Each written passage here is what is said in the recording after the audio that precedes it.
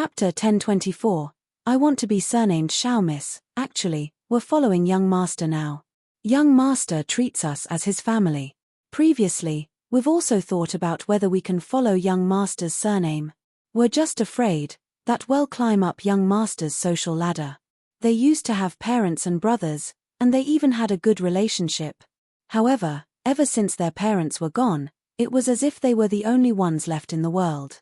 What family, clansmen, and friends? Other than hitting them when they were down, who had reached out to them? The four of them only had each other. They were each other's family and friends. It was only when they met Shao Qingyuan and Jiao Yundong that they gradually felt a sense of belonging. However, they had never thought of changing back to their original names. They even vaguely rejected it. Jiao Yundong understood and immediately smiled. What does it matter? I'll make the decision. Your surname will be Shao. However, you can think about your names yourself. We'll confirm it later when Brother Shao is free. The three of them were instantly happy. There was a hint of excitement on their faces.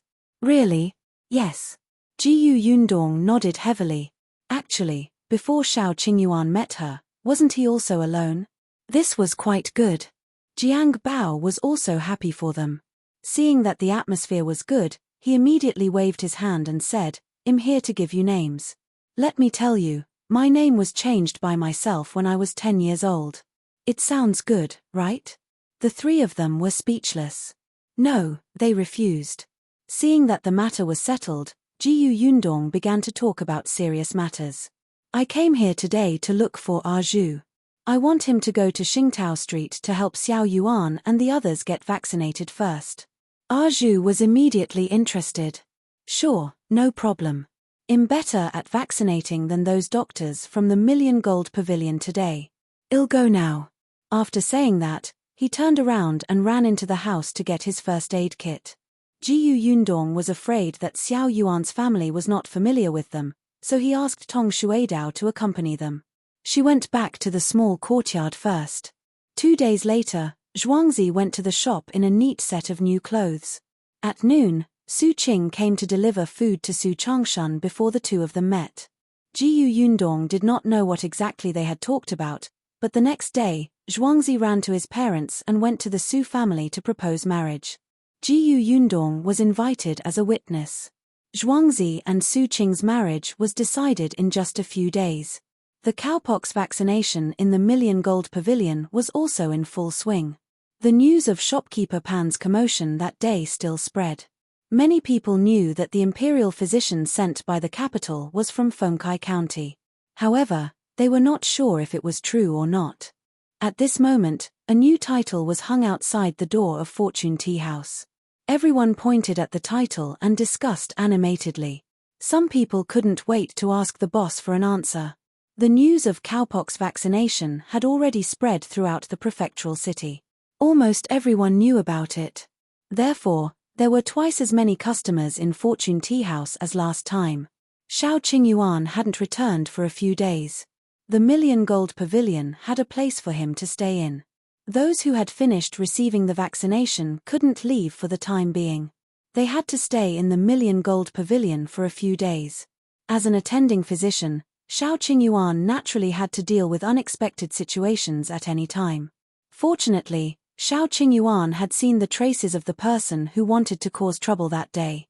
Now that Qin Wenjing had found out, the subsequent vaccinations were very peaceful. However, on this day, 7 or 8 people suddenly came to look for Jiao Yundong outside the city. If you find any errors, ads pop up, ads redirect, broken links, non-standard content, etc., please let us know report so we can fix it as soon as possible. Chapter 1025. Various versions of rumors. Just as the Jiao family was about to eat dinner, there was a knock on the door of the small courtyard. Lu Sheng was busy. Jiao Dafeng went to open the door and was stunned when she saw the people outside. Why are you here? When Jiao Yundong heard the sound, she quickly got up and walked out. She was also surprised to see the person at the door. Uncle Chen? It was the village chief of Yongfu village, Chen Liang. Behind him were the other villagers. There were men and women. Including Chen Liang, there were a total of 8 people. Coupled with Chen Jinbao, who had brought them here, the front of the courtyard was filled with people. The group of people looked travel-worn. Jiao Yundong quickly stepped aside. Have you just arrived at the prefectural city? Come in first. We can talk later. Chen Liang wiped his face. All right, sorry to disturb you. Jiao Yundong led the group into the central room. Jiao Dajiang also came out and poured them sugar water. The group of people took a big sip. Their entire bodies were warm before they slowly exhaled. After catching his breath, Chen Liang said, Brother Jiao, Yundong, we didn't mean to disturb you at this time. There are really some things that we're very anxious about and we want to clarify. Jiao Yundong and Jiao Dajiang looked at each other. Just ask. We heard that the capital has already found a way to resolve the smallpox.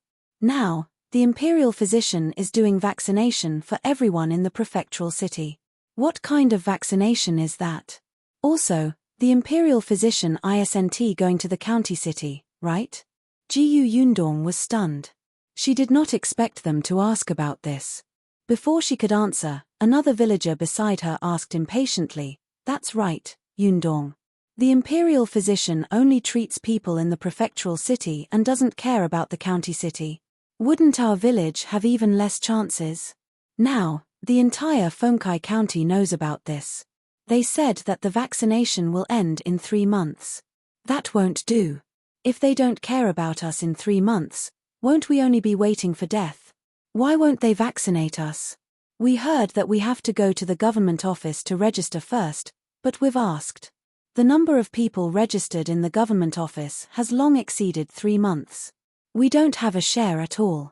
As soon as Chen Liang spoke, the people behind started talking at once. Among the people who came this time, other than Chen Liang, there was also the 6th grandfather's grandson, as well as those who had a good reputation in the village and could speak. The few women were also smart and capable. It seemed that everyone attached great importance to this vaccination. However, as the news spread, there were all kinds of versions. Clearly, everyone only knew a little. There was nothing they could do about it. Although the storyteller in the county city had explained the matter clearly, not everyone would go to the tea houses to listen. This caused everyone to hear different parts of the story. Still, Jiao Yundong could not help but look at Chen Jinbao. Chen Jinbao was going back and forth between the prefectural city and Yongfu village to deliver goods. He should know about the prefectural city. Why did he not explain it clearly? Chen Jinbao touched his nose and laughed dryly. He didn't know how to explain.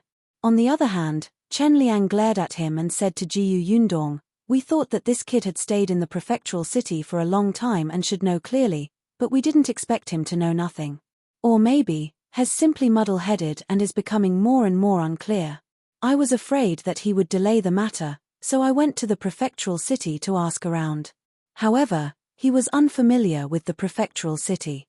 When he arrived, he subconsciously came to look for the Jiao family. If you find any errors, ads pop up, ads redirect, broken links, non-standard content, etc., please let us know report so we can fix it as soon as possible.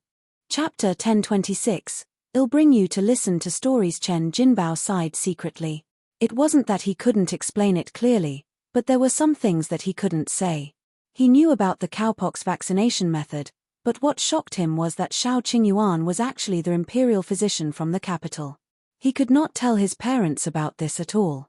After all, he had to keep this a secret from the beginning. What if he said it and ruined the prefecture magistrate's plans? Therefore, when Chen Liang asked, he only said that everyone in Yongfu village would be vaccinated and told him not to worry. When Chen Liang asked him why he was so sure, Chen Jinbao couldn't tell him the reason. After a few times, Chen Liang did not believe him and insisted on coming over personally to take a look. He was a responsible village chief. It didn't matter if he didn't get the vaccination, but there were so many people in the village. He was the village chief. Who would stand up for such a big matter if he didn't? He had to learn everything. Jiao Dajiang was very emotional when he heard that. He patted his shoulder and said, Don't worry, it's not as serious as you think. The method to prevent smallpox is true, and the emperor sent people to the prefectural city to inoculate people. However, It's definitely not just the prefectural city. The county cities, towns, and villages won't fall behind. Chen Liang's eyes lit up. Really? Jiao Yundong replied, of course it's true. If Uncle Chen doesn't believe me, there's a very popular storytelling show tomorrow at Fortune Tea House. I've reserved a table. I'll bring you to listen to it then. How about that? Chen Liang was stunned and quickly shook his head. How can I have the mood to listen to other people's stories at a time like this? The others present were interested. The storytelling shows in the prefectural city were very exciting. It was rare for them to come, so they had to take a look and listen. They originally wanted to find out more and buy something to bring back before telling others about the flourishing scenery in the prefectural city. However, after hearing Chen Liang's words, they could only lower their heads in disappointment and not express their opinions. Jiao Yundong smiled and said, Uncle Chen, don't be in a hurry to refuse. Didn't you say that you don't understand the cowpox vaccination method or if Yongfu village will be included? Go and listen tomorrow and you'll understand everything. Is that so? He could understand just because he heard about it. He couldn't help but look at Jiao Dajiang, who nodded. Listen to Yundong. That's right. His unfathomable look calmed Chen Liang down a little. He knew that Yundong was much more reliable than his son. That's fine. Chen Liang stood up. Sorry to disturb you today. Well, leave first. I'll go with you to Fortune Tea House tomorrow. Jiao Yundong hurriedly asked, it's already so late. You haven't eaten yet, right? I'll get the kitchen to prepare a few more dishes. You can leave after eating. We've already brought some dry food. We've already eaten on the way. There's no need to trouble you. Go ahead and do your work. There's no need to send us off. Chen Liang was also very embarrassed to have come just in time for dinner. However, he had no choice. He was not the only one who could not wait. The others were the same, especially when they passed by the government office. They realized that there were many people waiting outside in the middle of the night. Then where are you staying at night? Jiao Dajiang asked. Chen Liang said, when we entered the city, we happened to meet Feng Daning and asked him to help book 2 large bunks in the inn. There's a place to stay. Feng Daning's business was very good now. When he came to the prefectural city last year, he also brought his wife and children over. Now that he had rented a small courtyard in the prefectural city, his days were getting better. If you find any errors, ads pop up, ads redirect, broken links, non-standard content, etc., please let us know report so we can fix it as soon as possible. Chapter 1027. Villagers. However, just as they finished speaking, there was a knock on the courtyard door. Feng Daning, who had just been mentioned, walked in with an ashamed expression and said to Chen Liang, Village Chief, I'm sorry. Chen Liang was stunned. What's wrong? The large bunks are all gone.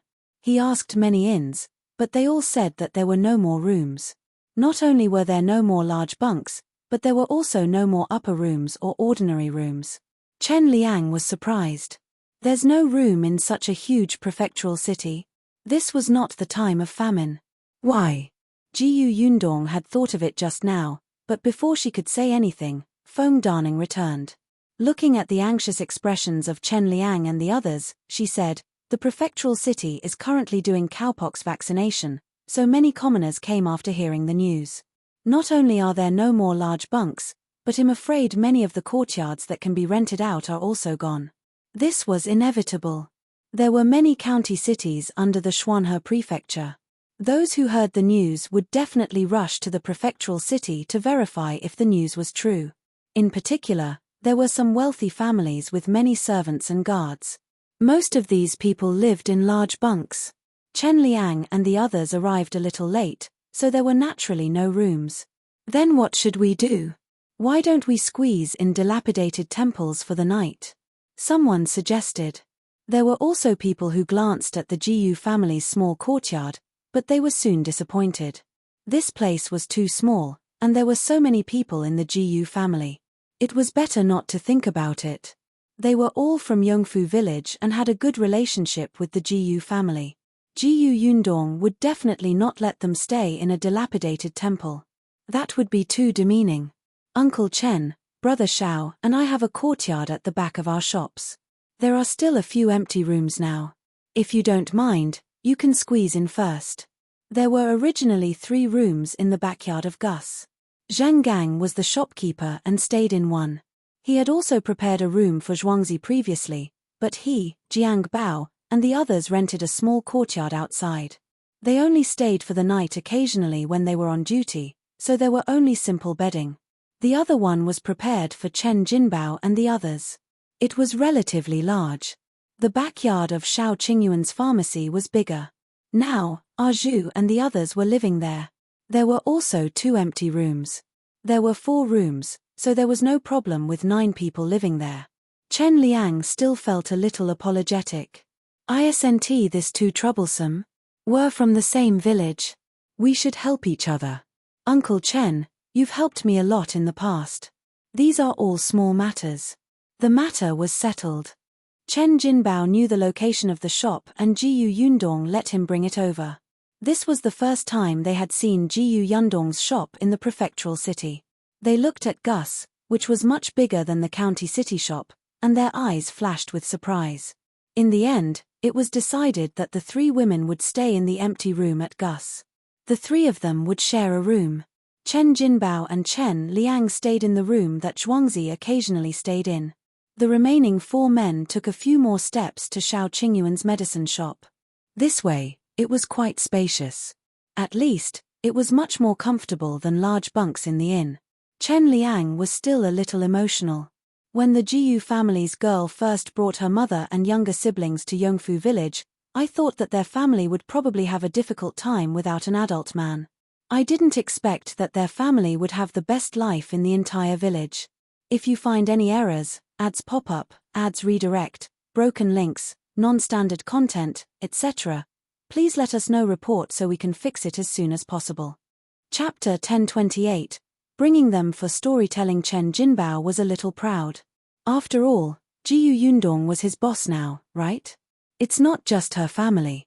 Ever since she came, how many people in Yongfu village have been living a good life? In the past, everyone had to go to the city to find work in the winter. Not to mention that it was difficult to find work. Even if they found it, they would work hard for 2 months. That salary wouldn't even be enough to bring them home for the new year. Now, many people are envious of our village. Who doesn't have fish and meat for the new year? Chen Liang smiled. That's right. If it wasn't for the Jiu family, we would probably have to squeeze in the dilapidated temple for the night if we came to the prefectural city now. Perhaps there wouldn't even be a place for them to stay. The father and son chatted for a while before resting. The people in the other rooms were also talking about the Jiu family. This was their first time in the prefectural city. Although they had the village chief Chen Liang and Chen Jinbao to lead them, they were still extremely nervous.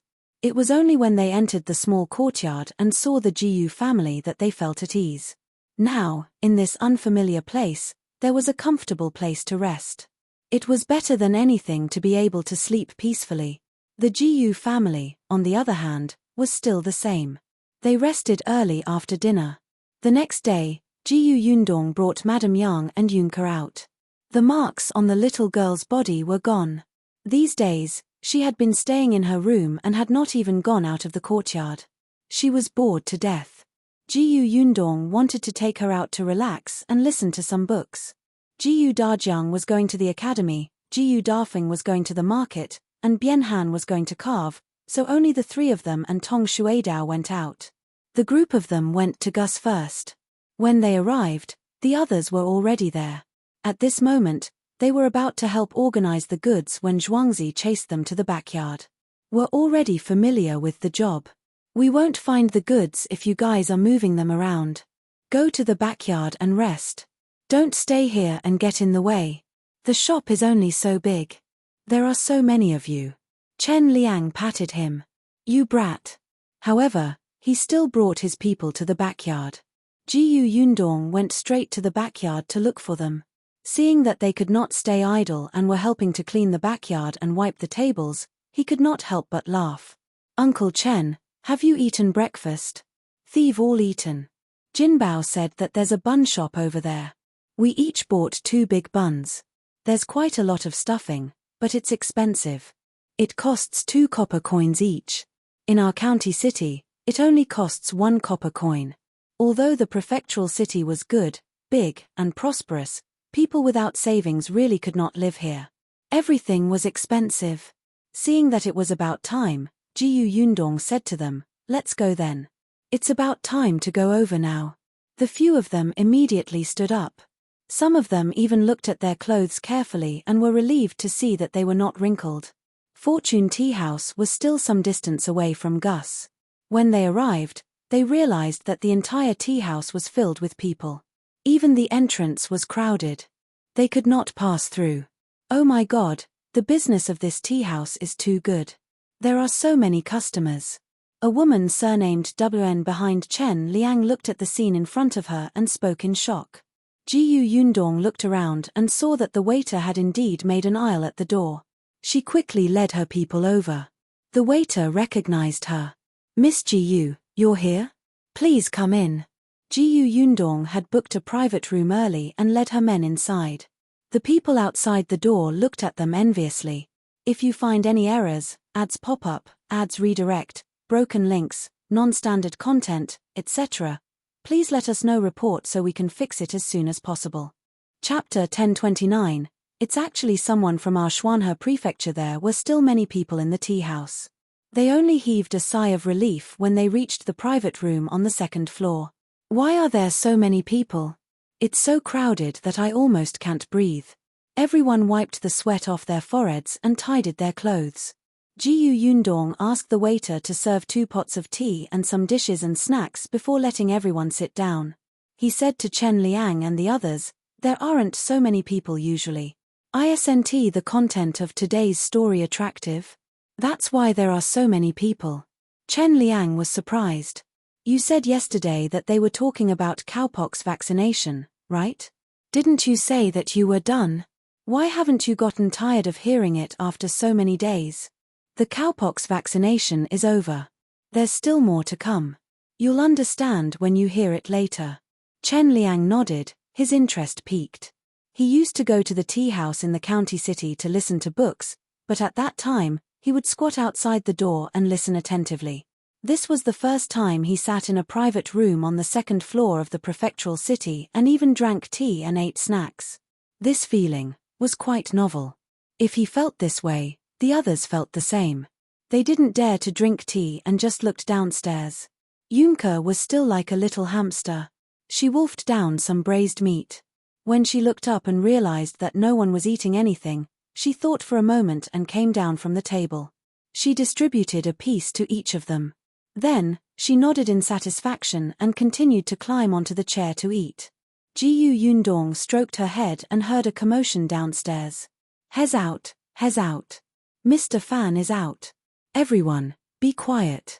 As expected, there was silence downstairs. The people in the private room also craned their necks to look down. Chen Liang even stuffed the braised meat in his hand into his mouth. He widened his eyes and looked at the gentleman who had walked to the stage downstairs. He looked exceptionally elegant in his long robe. The storyteller's face was flushed. He walked to the table and arranged the shocking wood and tea before saying slowly, "I've made everyone wait. I'm late. I'll apologize to everyone here first." He bowed slightly. The guests downstairs could not wait any longer. They waved their hands and said, "Mr. Fan, don't mind these etiquettes. Hurry up and start. We've been waiting for many days." That's right, that's right.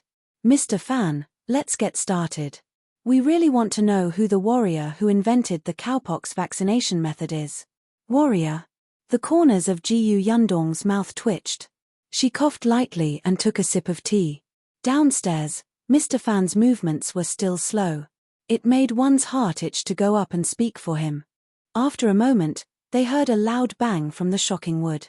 The extremely sudden sound made the hearts of the few people in the private room tremble violently. Even their breathing became light. Following that, she heard Mr. Fan's high-pitched voice. "Speaking of which, last time, we said that someone had traveled thousands of miles to the capital and tried all means to send the cowpox vaccination method to the Song residents. It was through thousands difficulties and dangers that it was handed over to Imperial Physician Song. Only then did thousands of people obtain this great blessing. Everyone was speechless. You have a lot of thousands. If you want to know who this person is, I'll have to explain in detail. Mr. Fan slammed the wooden stick in his hand again, and a proud smile suddenly appeared on his lips.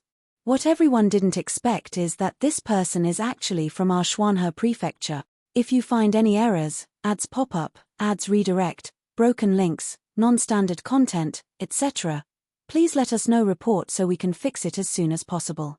Chapter 1030. Anger vented what? Everyone was shocked. Mr. Fan, are you serious? This warrior who invented the cowpox vaccination method is from our Xuanhe Prefecture? Oh my god. It's actually someone from our side.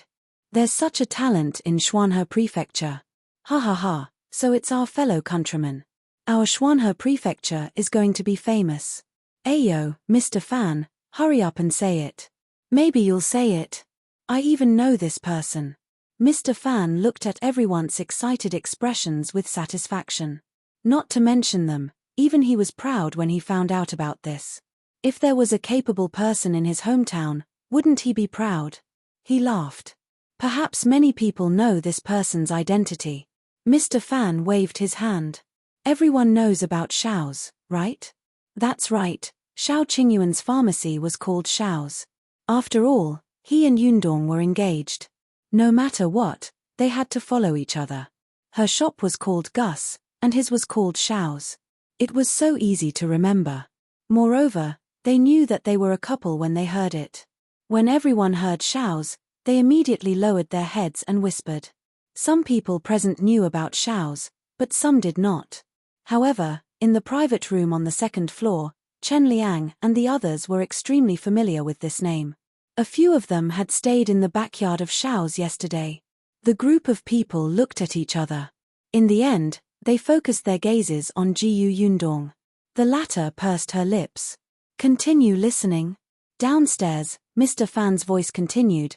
This Shao's was opened from Fengkai County to our Xuanhe Prefecture. The owner of the pharmacy, Shao Qingyuan, is a handsome and extremely smart person. Mr. Fan, could it be that this cowpox vaccination method was invented by Shao Qingyuan and Boss Shao? Someone asked loudly. Mr. Fan laughed. That's right. It's Boss Shao. Whoosh. The entire building exploded. Chen Liang and the others upstairs were so shocked that their eyes could not move. What did they just hear? That cowpox vaccination method that could prevent smallpox was invented by Shao Qingyuan? How was this possible? Mr. Fan said, speaking of which, Boss Shao is really hiding his strength and is especially low-key. It's said that he has been interested in studying medicine since he was young. His medical talent is astonishing. Others have to memorize a medical prescription 30 to 50 times, but he memorized it after looking at it once. He can recognize those herbs that look similar after looking at them once. Let's just say that last year, there was a quack doctor scamming people in Liang County. Everyone knows that, right? That quack used weeds to replace medicinal herbs. He walked the streets and scammed the people in several villages. Even the master of a rich family fell for it and gave that quack doctor a lot of money for nothing. However, he didn't expect that retribution would come from the heavens. This person actually targeted Boss Shao's family. This Boss Shao runs a medicine shop, so he collects herbs everywhere. One of the herbs is very rare. Not to mention our prefectural city, even the capital might not have it. When Boss Shao heard that this quack had it, he wanted to buy it at a high price. He didn't expect this medicine to be fake. Boss Shao saw through it at a glance. Then, he realized that the herbs in this quack medicine basket were all weeds that looked similar to the original herbs. He directly got someone to send this quack to the officials so that the man wouldn't continue to harm the commoners. What do you think Boss Shao did to vent his anger? If you find any errors, ads pop up, ads redirect, broken links, non-standard content, etc., please let us know report so we can fix it as soon as possible. Chapter 1031. Unpretentious reason satisfying. Someone immediately echoed, Mr. Fan, you don't know, but I'm from the Jiao village. Back then, I saw with my own eyes that Boss Shao saw through that quack scheme and saved the lives of the entire village. Everyone turned to look at the person who spoke. That person wiped his tears. It's true. At that time, my son happened to catch a cold. In the end, that quack prescribed medicine. Not only did he not recover in 2 days, his condition even worsened. If not for young Master Shao, my son would have been killed by that quack. Mr. Fan nodded. That's right. Fortunately, young Master Shao appeared in time. Everyone instantly had a good impression of Shao Qingyuan. I didn't expect the owner of this Shao's to be so powerful. I've seen this boss Shao before. He's very young. I couldn't tell that he has such ability at all. You don't know, but when Shao's opened, many doctors from the prefectural city went there. At that time, those doctors went crazy when they saw the herbs in the medicine shop. They said that they were all rare good herbs and wanted to buy them one by one.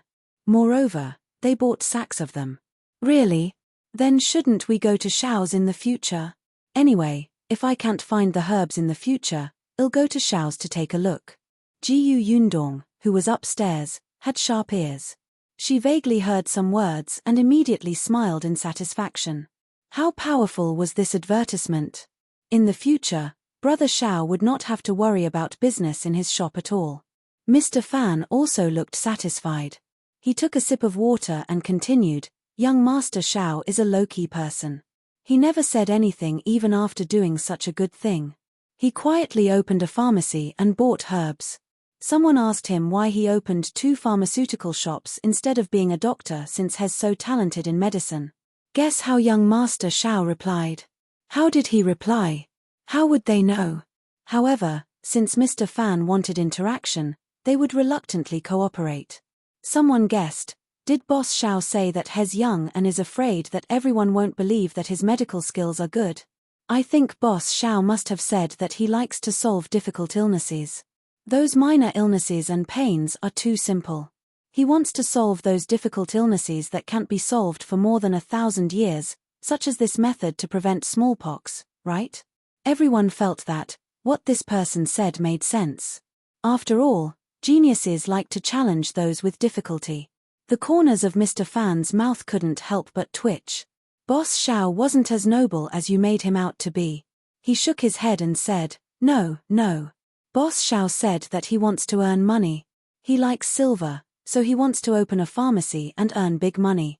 Was it actually such an unpretentious and refreshing reason?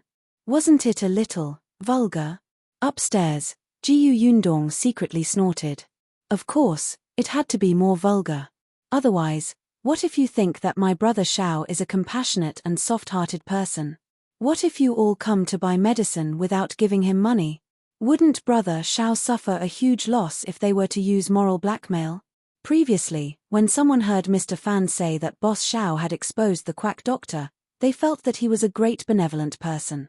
They thought that if they didn't have money, they could go to his pharmacy and cry for medicine.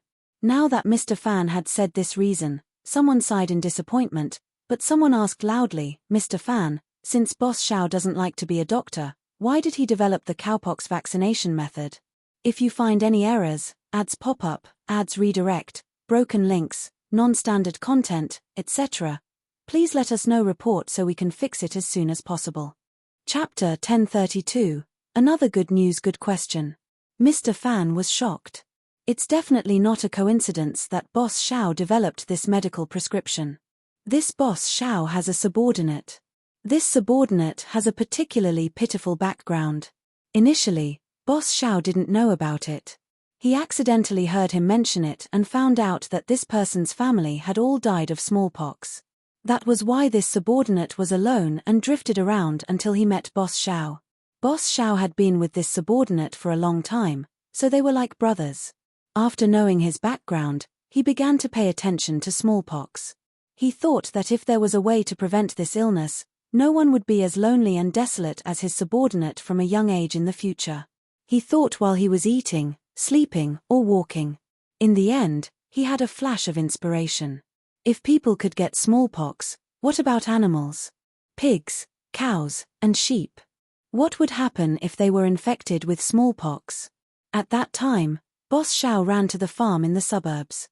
He went to see the cows first and realized that cows would get cowpox. The men who had been raising cows would also get cowpox. The problem was that those who had been infected with cowpox no longer had smallpox. Don't you think this is rare? It turns out that those who had cowpox wouldn't have smallpox anymore. Boss Shao was extremely happy. This was a very important discovery. If it's true, wasn't this a way to prevent smallpox? However, Boss Shao was still worried. He's afraid that only the cows in our Xuanhe Prefecture had this effect. What if the cows in other places don't? In order to ensure that nothing went wrong, he went to Qingyuan Prefecture, Yongning Prefecture, Wanqing Prefecture, and other prefectural cities. The results confirmed that all the situations were the same. But that wasn't enough. If it hadn't been tested on human beings, then he couldn't be sure. At this moment, that subordinate of his volunteered to experiment on himself. Boss Shao didn't agree. What if something happened? In the end, this subordinate actually contracted the cowpox himself. Wow, the people below exclaimed. They did not expect this subordinate to have such courage. If it were them, they would definitely not dare to use such an unverified medical method. If they were not careful, they would even lose their lives. Mr. Fan wiped the corners of his eyes. This is called karma. Boss Shao went to find a way to prevent smallpox because of this subordinate.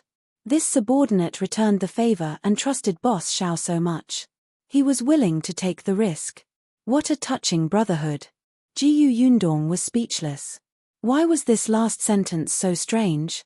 It felt like something was wrong. Everyone nodded repeatedly when they heard that. It was really rare to have such a deep brotherhood. Someone asked loudly, "Is that subordinate all right?" Without waiting for Mr. Fan to answer, the person beside him replied, "He must be fine. Otherwise, why would Boss Shao send this medical prescription to the capital?" Mr. Fan nodded. Indeed, that subordinate was fine. Boss Shao felt that this medical prescription was too precious and too important to the world, so he didn't care about staying at home for the new year. He rushed to the capital and handed it over to the head of the Imperial Hospital, Dr. Song. Everyone's blood boiled when they heard that. Boss Shao is too awesome. I'm proud to have such a fellow countryman. He has made a great contribution. He has brought honor to our Xuanhe Prefecture. Awesome. Mr. Fan nodded. That's right. Boss Shao is admirable. Here, I have good news for everyone. If you find any errors, ads pop up, ads redirect, broken links, non-standard content, etc., please let us know report so we can fix it as soon as possible. Chapter 1033, Trying to cut the line. Good news? Everyone craned their necks. The voices stopped, waiting for Mr. Fan to make the announcement. Some well-informed people had already guessed it. After all, someone had just said that the imperial physician in the Million Gold Pavilion was called Shao Qingyuan. In the past, he was just a poor boy in Fengkai County. Now that they thought about it, Shao Qingyuan was that imperial physician. As expected, Mr. Fan laughed and said, "Because Boss Shao is from our Xuanhe Prefecture, he's the one who was sent by the emperor to the Xuanhe Prefecture to inoculate everyone. The person who's most familiar with cowpox vaccination is our Boss Shao. Back then, when the second prince was inoculated with cowpox, Boss Shao was present the entire time and did it himself." Wow, when the people below heard this, they were even more excited. Boss Shao was the one who taught the imperial physicians in the capital the cowpox vaccination method. Now that he had taught the doctors in the prefecture city the cowpox vaccination method, didn't that mean that these doctors were also very powerful? With this guarantee, what else was there to worry about? Someone suddenly thought of something and asked anxiously, "Since Boss Shao is from the Xuanhe Prefecture, in that case, he'll still be here in 3 months. We don't have to worry about him going to the capital." Many people heaved a sigh of relief when they heard this. Especially those who did not have time to go to the government office to register, their eyes were closed and their faces were filled with relief. Unexpectedly, Mr. Fan shook his head. Of course not. Boss Shao came here on the emperor's orders. The other imperial physicians will stay for 3 months, and Boss Shao is no exception. Besides, the Xuanhe Prefecture's vaccination situation has to be reported to the capital. Boss Shao will still leave in 3 months. Ah! Everyone was instantly disappointed. Mr. Fan continued, "Besides, I just said that Boss Shao doesn't want to be a doctor. He still has to buy herbs everywhere. Why would he stay in the prefectural city for a long time?" After a moment of silence, he changed the topic. "Of course, everyone doesn't have to worry too much. Boss Shao will definitely teach the doctors in our prefecture city well. With him personally watching over them for 3 months, the doctors will definitely be very skilled." Although that was what he said, everyone still felt that it was best to finish the vaccination in the next 3 months. After all, Boss Shao was still present. If there was a problem, he definitely had the ability to solve it. There were also those wealthy families who had been watching. These people did not care about the 3-month deadline. After all, they had money and connections. Even if they had to pay a fee after 3 months, it did not matter. It did not matter if the imperial physician left. They could still go to the capital and find a doctor in the capital to inoculate them. In their opinion, the imperial physicians in the capital were definitely more brilliant than the imperial physicians sent from the capital. Then, the physicians they taught were naturally more powerful than the ones in the prefecture capital. No matter what, they had to send someone to the capital to find out if the second prince's matter was true. They had to see if anything would happen to those who had been vaccinated. However, after hearing Mr. Fan's words, they were more or less anxious. The most powerful big shot was in the Xuanhe prefecture. Why were they rushing to the capital? If this person really left in 3 months, it would be useless no matter how much money they had. Therefore, after this day, the rich families of Xuanhe prefecture began to find ways to cut the queue. They wanted to be inoculated within these 3 months. It would be best if Shao Qingyuan could personally inoculate them.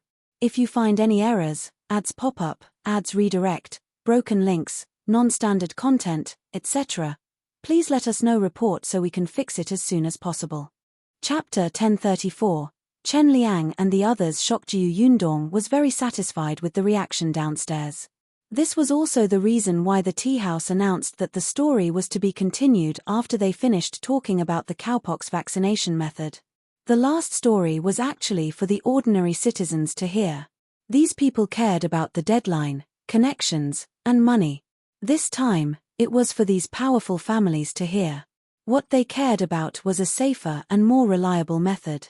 She believed that after so many days, the people they had sent to the capital to gather information should have returned.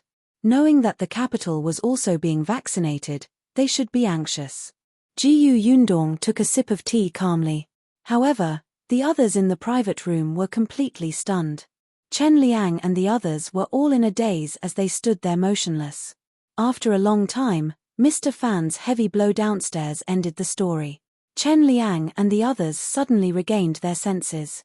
However, in the next moment, they all looked at Yundong excitedly. Their voices were trembling. Yundong, is what he said true?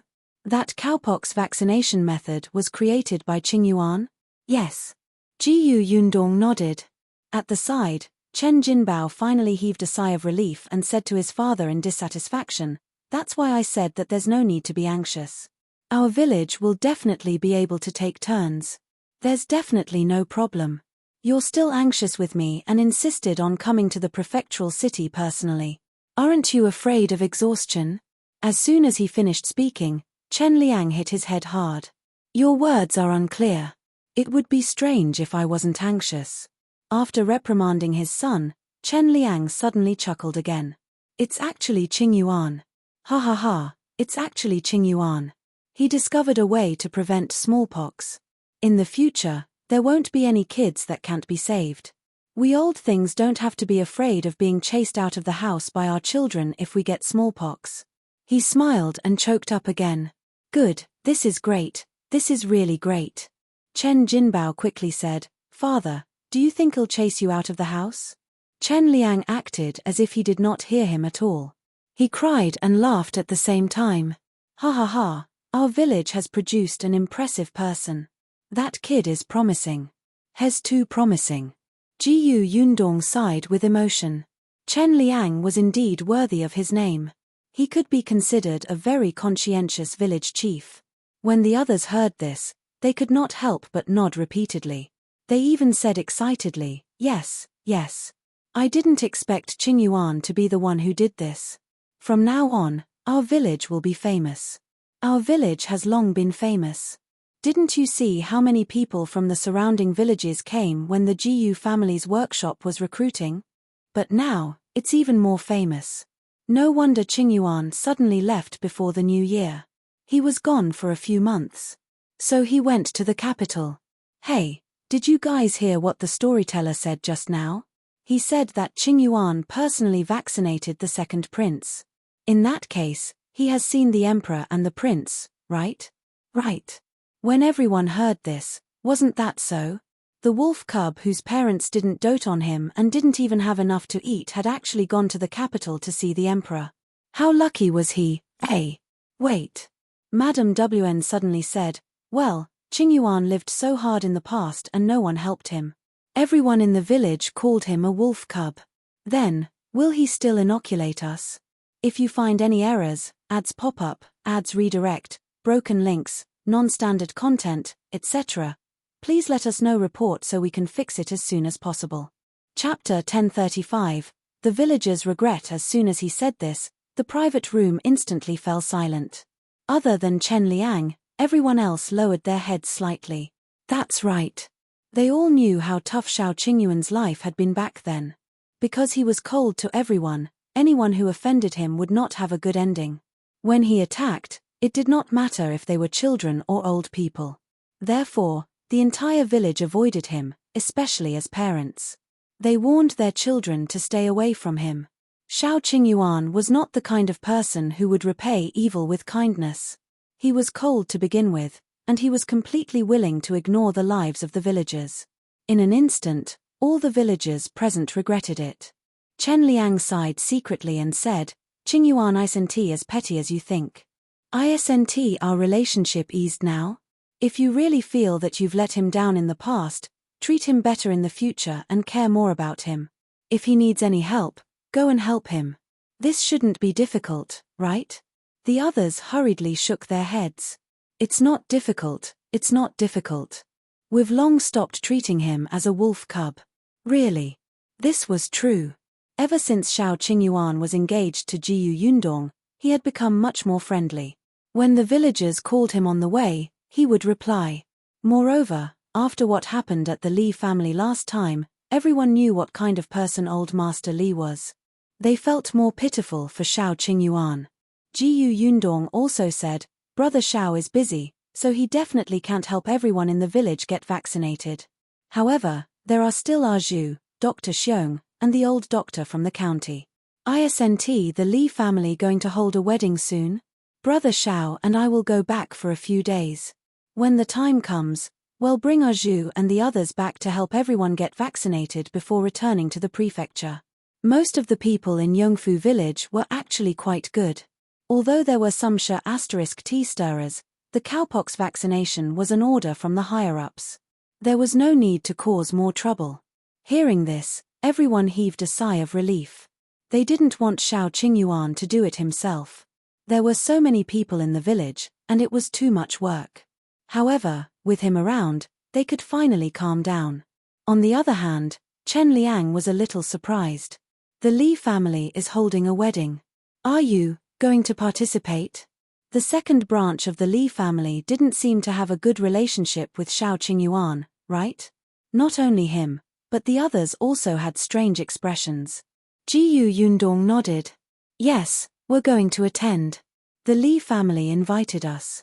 Coincidentally, we're also going to perform cowpox vaccination on everybody, so we'll make a trip to the Li family. Chen Liang felt that things were not that simple. Why would the Li family invite Shao Qingyuan and Jiao Yundong out of the blue? However, Jiao Yundong did not say much, so he did not ask further. In short, they would return from the prefectural city with good news. The storytelling downstairs had ended, and the guests left the tea house one after another.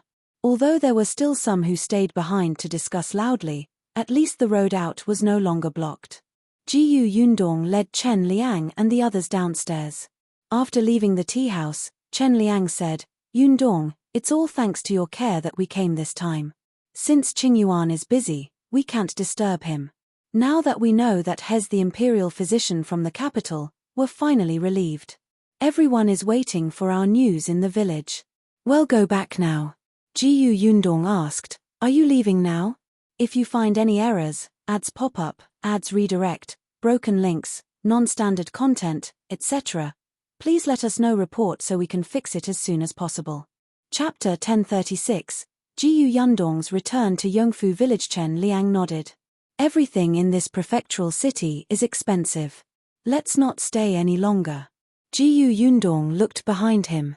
Although Chen Liang had said so, there were still a few people behind him who wanted to say something but hesitated. It was obvious that they did not want to leave so quickly. That's right. It wasn't easy for them to come to the prefectural city, but they didn't go anywhere. They felt uncomfortable. Jiao Yundong thought for a moment and said, it's getting late. Let's wait until tomorrow. If we leave at this hour, I'm afraid we'll have to stay in the wilderness at night. It's not safe either. Madame Wan, who was behind Chen Liang, hurriedly nodded. That's right, that's right. Let's stay for another night. It's rare for us to come to the prefectural city. We still want to buy something back. Another woman nodded. Yes, yes, yes. We still want to go to the market to take a look. I even promised my son to buy cakes for him in the prefecture capital. Now that they were living well, although they felt that everything in this prefectural city was expensive, they could still take out money to buy something to their liking. Chen Liang could only nod when he heard that. He didn't have much to buy. His son often came to the prefectural city and had bought everything he could. However, the prefectural city was worth taking a look around. At the thought of this, Chen Liang became excited. Jiao Yundong originally wanted to show them around, but Madame Wan and the others rejected her. Do what you need to do. Let's find Daneng's wife. She's very free. Although Feng Daneng's wife had been brought to the prefectural city, there was nothing much to do. She only chatted with people outside all day. Yesterday, they had heard Feng Daneng gossip so much that her mouth was blistering. Jiao Yundong had so many things to do, so she was very busy. Besides, as a young lady, it was uncomfortable to accompany aunties like them to shop. Jiao Yundong did not say much. After bringing them to Feng Daneng's residence, she went to the Million Gold Pavilion to look for Shao Qingyuan. She promised him that she would visit him every day. Shao Qingyuan didn't have much time either. He came out to meet her and heard her talk about Chen Liang and the others coming over. Then, he returned to the Million Gold Pavilion to work. Chen Liang and the others left early the next morning. When Jiao Yundong went to send them off, he saw that they were carrying bags of various sizes. They must have bought a lot of things. As soon as they left, Jiao Yundong got busy. Zhuangzi and Su Changshan had already been vaccinated in Gus' shop. They would go home to rest for the next 2 days, so Jiao Yundong personally came to the shop to take charge. A few days later, Su Qing and the others also got Ah Zhu to inoculate them.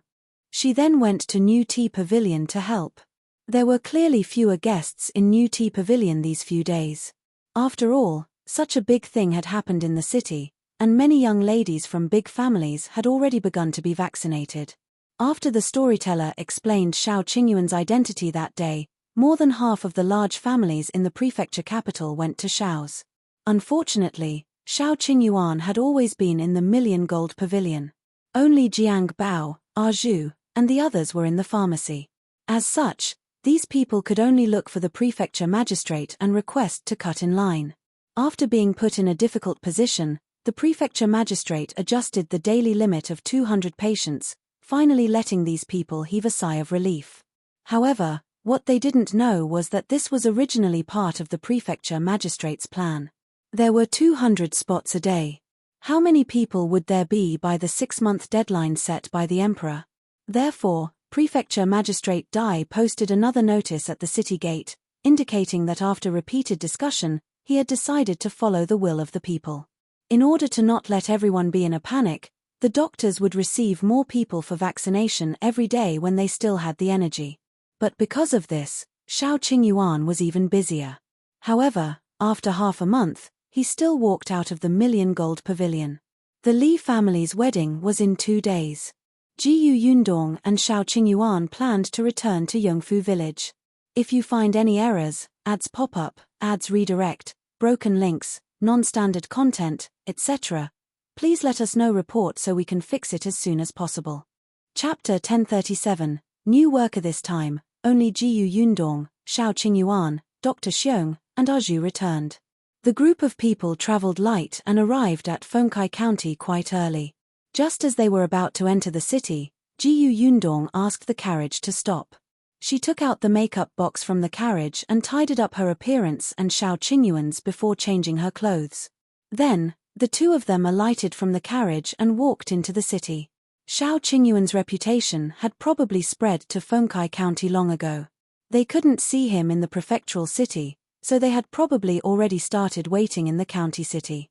They were hoping to have the luck to wait for Shao Qingyuan. Fortunately, he rarely interacted with others, so most people did not know what he looked like. However, just in case, it was better to disguise himself. The two of them entered the city and planned to go to Shao's first. As expected, when they passed by the county office, they saw that the entrance was filled with many people. Back then, there were 4 to 5 doctors in Fengkai County who went to the prefectural city to learn inoculation techniques from Shao Qingyuan. Later on, they inoculated people in the Million Gold Pavilion for more than 10 days. When they completely mastered it and were familiar with it, they returned to Fengkai County and inoculated the people in the county. Therefore, like the prefectural city, there were many people waiting outside every day. Jiao Yundong and Shao Qingyuan looked at each other. Without delay, they went straight to the pharmacy. The old doctor was not around. He was also one of the people who had gone to the prefectural city to learn cowpox vaccination. After returning, he had been helping people with vaccination in the county office. Now, there was only one newly recruited worker in the shop. This shop assistant was called Liang Jianbao. He used to be a schoolboy in the medical center and knew some basic pharmacology. Later on, the medical center was run down by another medical center in the county city, so he lost his job. That was why he was recruited by Shao Qingyuan. He was diligent, but he was not as smart as Jiang Bao. He was simply honest and obedient. When Liang Jianbao saw them coming over, he quickly came out to welcome them. "Boss, miss, why are you back at this time?" He was very happy. "Boss, you don't know, but now, everyone in the county is saying that you're the imperial physician who invented the cowpox vaccination method. Our shop has been doing especially well recently, and many people have come to inquire about you. But don't worry, boss. I didn't say anything."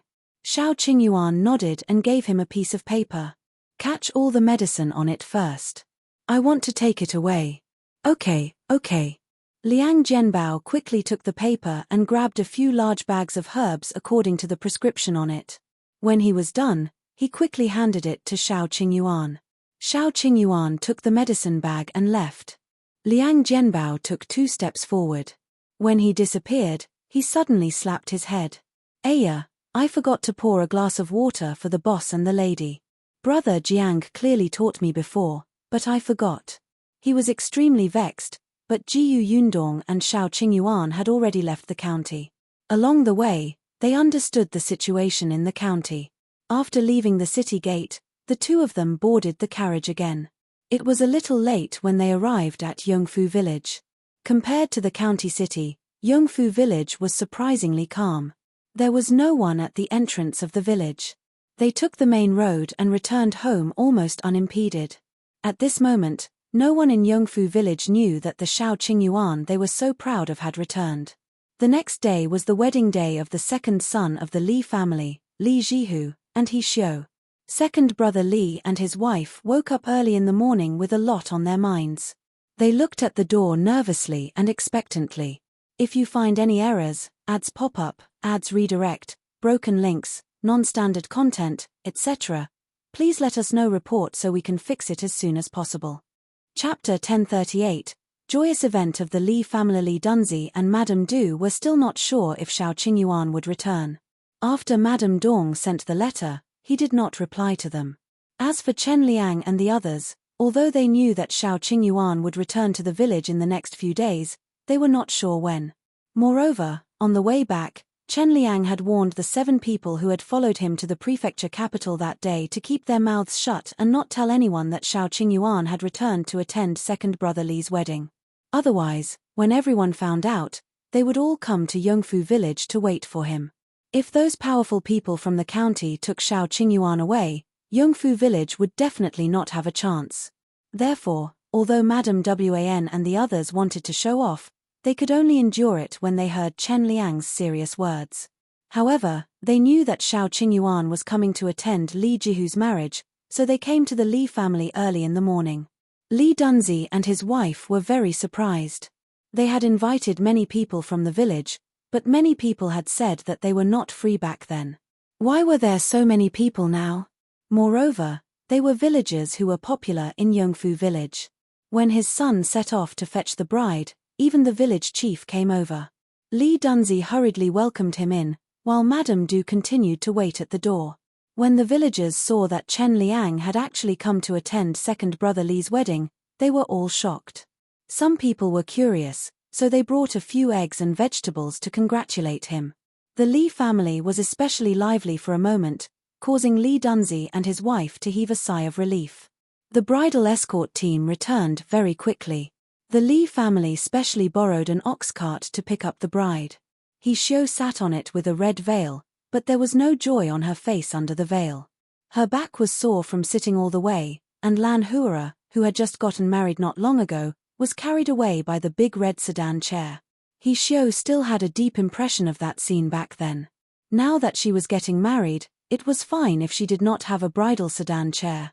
But this ox was even an old ox. She did not know if it was because it was not feeling well. As she pooped along the way, she almost could not help but come down and walk on her own. Xiao was extremely depressed, but the ox cart had already arrived at the Li family. Li Jihu turned around and carried Xiao into the hall. Li Dunzi and Madame Du's faces were filled with joy, but they were a little anxious. Why wasn't Shao Qingyuan here yet? Not only them, but even Madame Wan and the others were very strange. They all went to Chen Liang's side and asked, "Village chief, didn't Yundong say that they would come today? It's already the wedding ceremony. Why haven't they appeared yet?" Chen Liang was also confused. He thought for a moment and said, "Were they delayed by something? Did they not make it back in time? It's possible. Fortunately, I didn't say that they would return to Yongfu village today. Otherwise, people would think that I was lying to them. Why don't I go to their house and see if they've come back?" Just as they were talking, Chen Liang looked up and saw his son enter. Chen Jinbao walked straight to their table and sat down. He took a glass of water and drank it himself. Chen Liang then asked, "Are Yundong and Qingyuan back?" "Yes." The person beside him was surprised. "They really went back? Then why didn't they come over? What are you saying? Don't you think about how famous Shao Qingyuan is now? If he comes at this time, will the new couple still hold the wedding? No matter what, he has to wait for the wedding to end before coming. Otherwise, if this wedding can't be held, won't the Li family blame them?" These words made sense. If you find any errors, ads pop up, ads redirect, broken links, non-standard content, etc., please let us know report so we can fix it as soon as possible. Chapter 1039, Qingyuan, you're back. Everyone felt relieved and continued eating happily. When the sound of the bridal chamber was heard from the central room, there was finally a trace of movement outside the door. Chen Liang and the others looked up and saw a man and a woman at the door. Everyone who was eating in the courtyard was suddenly stunned. A moment later, someone suddenly shouted, "Wolf cub! Ah, no, Qingyuan, Qingyuan, you're back?" As soon as he finished speaking, everyone present stood up and rushed towards him. However, Shao Qingyuan's face was still as cold as before, and his entire body exuded an aura of no strangers. In the end, everyone stopped 2 steps away from him. However, everyone looked at him with exceptionally fervent and excited expressions. Their gazes were exceptionally burning. "Qingyuan, we've all heard that you're the doctor who invented the cowpox vaccination method." "Yes, yes, yes. I heard that you went to the capital and entered the royal palace to see the emperor, right? What does His Majesty look like? Is he so mighty that no one dares to look up?" Qingyuan, I didn't expect you to have such ability. You even know how to treat illnesses and save people. You're much better than the doctors from the county. Why didn't you say anything? None of us knew that you actually know medicine. Qingyuan, why are you back at this time? Didn't you say that you would stay in the prefectural city for 3 months? Did you come back to inoculate us? Yes. We were all waiting for you to come back. Everyone was especially excited when they heard about you. The villagers were very enthusiastic. These people, who had originally been cold and distant to Shao Qingyuan, now looked at him as if he was a treasure. If not for the fact that they were still a little afraid of Shao Qingyuan, they would have reached out to touch him and see if they could get some luck. Jiao Yundong's lips twitched as she watched from the side. In the past, this treatment belonged to her. Sigh, these people liked the new and hated the old too quickly, right? Shao Qingyuan, who was standing beside her, couldn't help but reach out and squeeze her. Then, he looked at the people in front of him and said, "Can we go in now?" "Ah, yes. The person in front of him hurriedly stepped back and welcomed him in. Shao Qingyuan took a few steps and Chen Liang finally arrived in front of him. "I thought you wouldn't come back." "We agreed," Shao Qingyuan said as he followed Chen Liang's actions and sat at their table. Everyone found it strange. Are they also here to attend the Li family's marriage? No way. Isn't Shao Qingyuan at odds with the Li family? Why is he here? He doesn't get along with first brother Li's family, but he shouldn't have much of a grudge against second brother Li, right? However, there was no need for them to get along well, right? Shao Qingyuan had suffered so much when he was young, but Li Dunzi and his wife had never helped him. It was said that they were very dissatisfied with old Li doting on Shao Qingyuan. Everyone was guessing. Li Dunzi and Madame Du, who had heard the commotion, had already run over quickly and rushed in front of Shao Qingyuan. However, when they really stood in front of them, they felt a little uneasy. "Qingyuan, Yundong, you're here?" Previously, they were also afraid of Shao Qingyuan and his wife, but in order to make their family's situation better, they mustered their courage and threw out bait to invite them over. However, they did not expect to hear some time ago that the cowpox vaccination method was created by Shao Qingyuan. How could that be? If you find any errors, ads pop up, ads redirect, broken links, non-standard content, etc., please let us know report so we can fix it as soon as possible. Chapter 1040. Giving Shao Qingyuan the handkerchief. Shao Qingyuan had seen the emperor before. He was very different from before. He was someone who had made great contributions and could crush them with a casual move. Not to mention that they only had a handkerchief that was originally his. Even if they had gold and silver, they would have to obediently hand it over if Shao Qingyuan wanted it. Therefore, at this moment, Li Dunzi and Madame Du's bodies were trembling slightly, and they were extremely afraid. Unexpectedly, Jiao Yundong raised her hand and handed her a bag of pastries. "Congratulations." Madame Du was stunned and in disbelief. It was only when Chen Liang pushed her that she suddenly reacted and hurriedly took it with both hands. Her smile was exceptionally bright. Look at how polite you are. You even gave me such a big gift. Quick, please come in. The banquet has already started outside. There's still an empty table in the room. Go and sit there. She was happy. There was a red packet on the pastry. There must be money inside. Unexpectedly, not only did Jiao Yundong not force them to hand over the handkerchief, she even gave them so much face in front of everyone. Li Dunzi and his wife heaved a sigh of relief. In the future, they would not be in a dilemma in this village.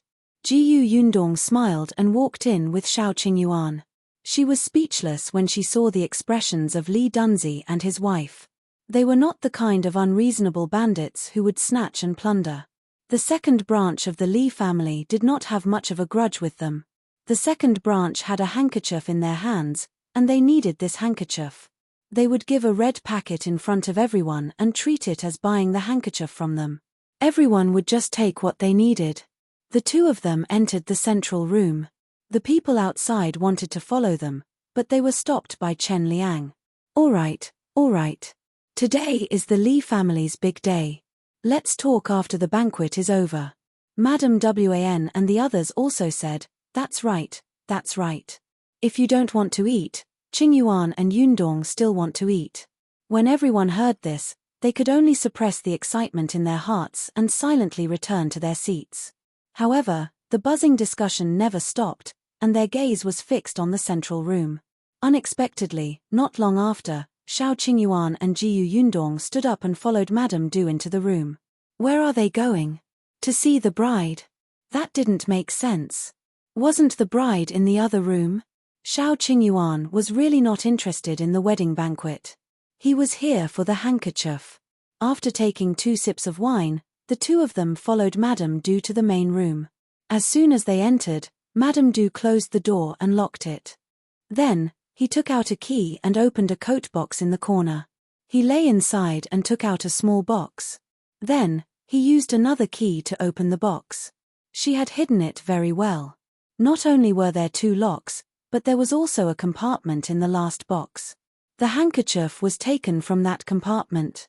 Jiu Yundong guessed that the compartment should have been used to hide money, but there wasn't any money now.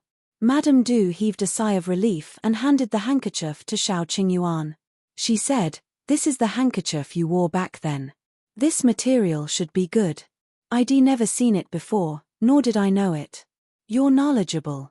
You might be able to find your family. If you find any errors, ads pop up, ads redirect, broken links, non-standard content, etc., please let us know. Report so we can fix it as soon as possible." Chapter 1041, Shao as in Shao Qingyuan took it and touched it. It was indeed a comfortable material, even better than what they were wearing. He handed the handkerchief to Jiu Yundong. Jiu Yundong had helped Shen Citian sell embroidery in the cloth shop in the prefectural city a few times and had seen a lot of materials, but this, she had never seen it before. Could it be that this material didn't even exist in the prefectural city? Jiu Yundong flipped her hand and found a word embroidered on the corner of the handkerchief: Shao. Shao as in Shao Qingyuan. She frowned slightly. Jiu Yundong remembered that the deceased wife of the Dao family was surnamed Shao. As expected, did this handkerchief belong to the Dao family? Jiu Yundong was a little disappointed, but she still carefully put away the handkerchief. When Madame Du saw this, she couldn't help but say a few more words. "When you were carried back, the clothes you were wearing were very exquisite. One look and you could tell that you were a child from a rich family. Your complexion is also good. Your original family shouldn't have to worry about food and clothes." Jiu Yundong thought for a moment and asked, "Then did Brother Shao have anything else on him? Was he dressed neatly at that time?" If old Li had changed Shao Qingyuan and third young Master Tao's clothes in a hurry, their clothes might have been a little messy. It had happened too long ago. Madame Du frowned and thought for a moment before continuing, "It's not very messy, but you should know that my father-in-law came back in a hurry with a child. He definitely wasn't too neat. As for whether there's anything else on him, it should be gone." Jiu Yundong sighed inwardly. It seemed that there were not many clues. "All right, we understand. Thank you for giving us the handkerchief. It's getting late, so we'll go back first." Madame Du opened her mouth, wanting to let them stay a little longer. However, she knew that this was unrealistic, so she nodded. "I'll send you out." She opened the door again. There was a table outside. Because Li Dunzi was sitting there, no one dared to eavesdrop openly. However, the people present still pricked up their ears, trying their best to hear what they had said inside. Unfortunately, their voice was so soft that there was no sound at all. Jiu Yundong looked around but did not see eldest Li and his family. It made sense. Ever since the last time they caused a scene, the second and third branches of the Li family felt that the first branch was too vicious and had cut ties.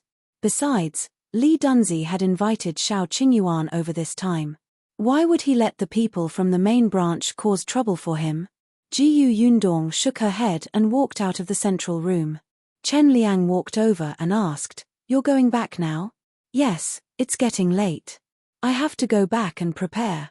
"Prepare?" Chen Liang immediately reacted and his eyes lit up. "Is the vaccination starting tomorrow?" "Yes." Shao Qingyuan nodded. "Uncle Chen, you should let everyone know, but this place, yes, yes, yes. The village has already tidied up the ancestral hall. When the time comes, we'll inoculate everyone in the ancestral hall. Our ancestors will bless us. Shao Qingyuan was relieved to hear that. He told Chen Liang about other matters before leaving the Li family with Jiao Yundong. As soon as he left, the people who were eating stood up and wanted to follow him out. Why did you leave just like that? I wanted to ask about the vaccination. Did he come back just to attend the wedding banquet? Doesn't it mean we really have to wait 3 months? Seeing that someone was about to leave, Chen Liang hurriedly coughed and said, "Everyone, quieten down. I have something to say." Everyone could not help but turn to look at him. If you find any errors, ads pop up, ads redirect, broken links, non-standard content, etc., please let us know report so we can fix it as soon as possible. Chapter 1042, She's the only one unhappy. Chen Liang said, Qingyuan said that our Yongfu village will start the vaccination tomorrow. The venue is over at the ancestral hall. Everyone can queue up tomorrow morning. Everyone was overjoyed when they heard that. What time is it? Will they really inoculate us? Chen Liang nodded. Tomorrow at 5 o'clock. After a pause, he continued, I know that everyone has children and relatives in other villages. They also want to be vaccinated early. However, there's a limit to manpower. They have to keep a close eye on our village first, so don't tell the people from other villages to come over for the time being. Even if they come, they definitely won't be able to be registered. Everyone was a little disappointed when they heard that, but on second thought, it made sense. There were still hundreds of people in their village, and Shao Qingyuan had to return to the prefectural city. If people from other villages or even county towns came, the local villagers would have to queue at the back. Chen Liang continued, There's one more thing I have to make clear to everyone. Qingyuan is alone. He can't inoculate everyone. Therefore, Dr. Xiong and the others are going to do it. They were all personally taught by Qingyuan. Someone was immediately dissatisfied. Why can't he do it himself? If something happens to us, Chen Liang suddenly looked at that person and his voice turned cold. Then tell me, who is he going to inoculate? You. Or me? We've already been inoculated. Won't the others have to let him come? Can he handle it alone? Even in the prefectural city, he let those doctors inoculate the commoners. Why is it that when he comes to our Yongfu village, he has to work hard? This inoculation doesn't cost a single cent. If you're unwilling, go to the county city and queue up. You're pushing your luck. The person immediately shrunk his neck and did not dare to make a sound. The others naturally did not dare to say anything else. On second thought, Chen Liang was right. In the past, Shao Qingyuan would have ignored them. Not only did he come back personally, but he also stayed in Yongfu village for a few more days. With him around, they felt much more at ease. Seeing that there was no dissent, Chen Liang heaved a sigh of relief and nodded. After you're done with the wedding banquet, tell the neighbors who didn't come to eat next door to come to the ancestral hall tomorrow morning. Do you hear me? Got it, village chief. After receiving the accurate news, everyone was relieved and finally began to enjoy the wine, meat, and dishes in peace. The only unhappy one was probably Xiao, the bride who had finished listening to the entire process in the new room. Were these two crazy? They came to show off on their wedding day. Now, as soon as they left, these people went back to rest early after the wedding banquet. They didn't even make a fuss in the bridal chamber. Her marriage was not lively at all. However, she was the only one who was dissatisfied with the Li family's second branch. The others felt that it was quite good.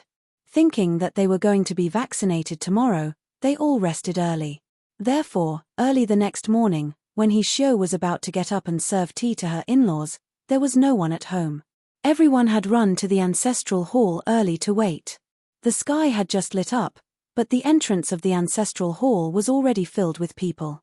Jiao Yundong and Shao Qingyuan were not in a hurry. Although they woke up early, they sat in the reception hall and finished their breakfast. Then, they went to Yunshu's room to see him and Yuanji. They had gone to the Li family late yesterday. Firstly, they really wanted to wait for the Li family to finish paying their respects.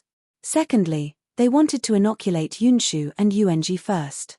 If you find any errors, ads pop up, ads redirect, broken links, non-standard content, etc. Please let us know report so we can fix it as soon as possible. Chapter 1043. Untrusted Ah Zhu. Jiao Yundong had already applied for leave for Yunxu and the rest. They might not be able to go to school for the next few days. However, Qin Wenjing was not in the school now. There were a few students in the school who had already lined up at the county office. After the vaccination, they rested at home. Therefore, even if Yunxu and the others went to school, most of the students were only learning on their own. The two little guys were still asleep and seemed to be in good condition. Jiao Yundong was slightly relieved and quietly left the room. Then, the two of them walked towards the ancestral hall. Chen Liang had already opened the door to the ancestral hall. The first to enter were Ah Zhu, Dr. Xiong, and the old doctor from the county medicine shop. The three of them were the ones who would inoculate the locals of Yongfu village. As soon as they entered, the villagers began to line up under Chen Liang's arrangements. However, these people were in dispute as to whose side they should be on. Most of them wanted to line up with Dr. Xiong. After all, Ah Zhu was just a servant in their eyes.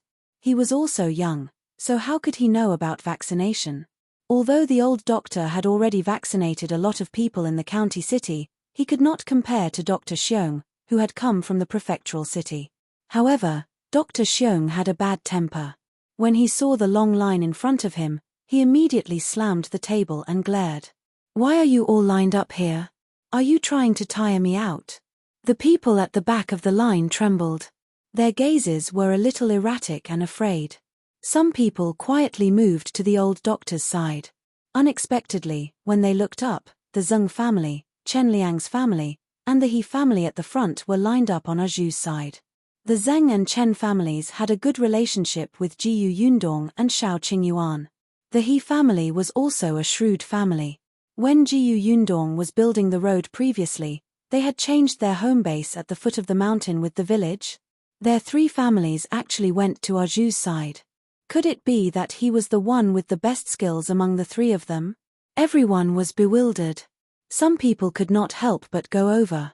However, some people were still determined to stand on Dr. Xiong's side.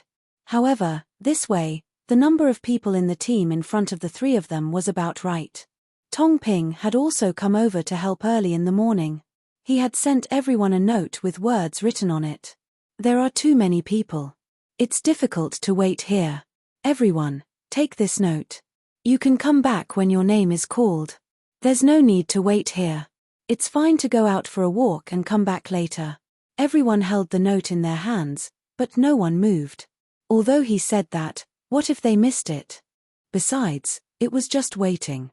It was not like they had not waited before. It did not matter. Therefore, even though the queue had already reached the outside of the ancestral hall, no one moved. At most, they would sit on the ground when they were tired of standing. As for food, there were also people at home who had survived smallpox when they were young. They did not need to be vaccinated, so they could help take care of it. Shao Qingyuan and Jiao Yundong were the last to arrive. When they entered, they saw such a lively scene. When the villagers saw him, they immediately stood up and greeted, "Qingyuan, you're here. Hurry up and go in. It's already started inside." Shao Qingyuan nodded and led Jiao Yundong into the ancestral hall. The moment the people inside saw him, their hearts instantly calmed down. Jiao Yundong whispered, "See that? Your role is to calm everyone down." Shao Qingyuan asked, "When are we leaving? If you find any errors, ads pop up, ads redirect, broken links, non-standard content, etc., please let us know report so we can fix it as soon as possible." Chapter 1044. Ah Zhu and the others changed their names. Jiao Yundong looked up at the sky and replied, "About an hour." The news that they had returned to Yongfu village and were vaccinating the villagers today had probably spread. It was fine if the people from the neighboring village found out. With Chen Liang around, no one would make a fuss and insist that Shao Qingyuan vaccinate them. However, that might not be the case for the people in the county. There were many powerful people. They had probably sent people to find out the news of Yongfu village at any time. Shao Qingyuan had appeared in the Li family yesterday and announced the news a little late. Even if the servants sent to find out the news wanted to return to the city to report, the city gate would be closed. They could only wait for the city gate to open this morning before informing their masters. Therefore, even if the people from the county wanted to come to Yongfu village, it would probably take at least an hour. Therefore, Shao Qingyuan and the others were still in the mood to watch Ah Zhu and the others receive the vaccination. Ah Zhu was indeed skilled and was inoculating the He family. He Shanchuan stood beside his wife. When he saw Ah Zhu holding the dagger, he was immediately a little nervous. Dr. Ah Zhu, my wife is afraid of pain. Later, Ah Zhu, Dr. Ah Zhu? He raised his head with a serious expression and said proudly, my name is Shao Quan now. You can call me Dr. Shao. He Shanchuan nodded repeatedly. All right, Dr. Shao. Ah Zhu was instantly delighted. He was Dr. Shao. How nice was that? Someone beside him asked curiously, why are you called Shao Quan? Not only am I called Shao Quan, but we've all changed our names. The four of us will be Wen, Wu, Shuang and Quan, one, fully capable of literal and martial arts. Remember, don't call me the wrong name next time. Jiao Yundong silently covered her face. Look at how smug you are. The four of them had come up with the names themselves. A few days ago, after Shao Qingyuan and Armaro came out of the Million Gold Pavilion, the first thing Go and the others did was talk about changing their names. They originally wanted to call themselves Zhong, Xiao, Ren and Yi Wan, but Dai Zhong, Dai Yi and the rest of Dai Wenhuo's subordinates had got those names. Therefore, after a few days of careful deliberation and racking his brains, he finally thought of the words Wen Wu Shuang Quan. They felt that these words were especially good, especially impressive, and suited Shao Qingyuan's image.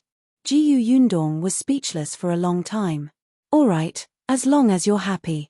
However, Jiao Yundong and the others were already used to calling Ah Zhu, so they could not change it for a while. Ah Zhu patiently reminded them, as if he liked this new name very much. When the people beside them heard that Ah Zhu and the others had changed their names, they said regretfully, why did you change your names? Ah Zhu and Ah Shu are so nice to listen to. They are easy to remember and have special characteristics. We country bumpkins like to take cheap names. It's easy to raise them. Ah Zhu, no, I want to be called Shao Quan, Shao Quan. Remember. Jiao Yundong and Shao Qingyuan looked at each other and laughed. The cowpox vaccination went very smoothly. After it was done, Shao Qingyuan told them some things to take note of and asked them to go back and rest. After saying it a few more times, everyone remembered it. Fortunately, it was not time for farming yet. 2 days of rest could still be spared.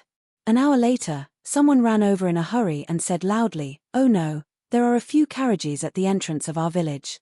They seem to be from the county. Are they here to look for Shao Qingyuan and take him away?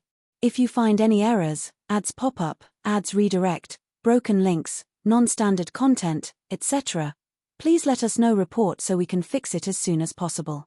Chapter 1045. Go hide. The villagers in the ancestral hall were shocked. They are really here. Why are they here so quickly? Someone reacted quickly and said to Shao Qingyuan, Qingyuan, quickly hide. Yes, yes, yes. Go and hide. If they come and can't find you, they will definitely go back. Well, say that you've already left and returned to the prefectural city. Everyone was talking at once and coming up with ideas. They were worried that Shao Qingyuan would be taken away by those powerful people from the county. Without this man supervising the situation, they could not help but panic. Shao Qingyuan and Jiao Yundong looked at each other.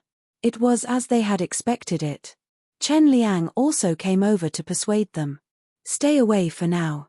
Don't worry, they are here for you. If they can't see you, they can't do anything.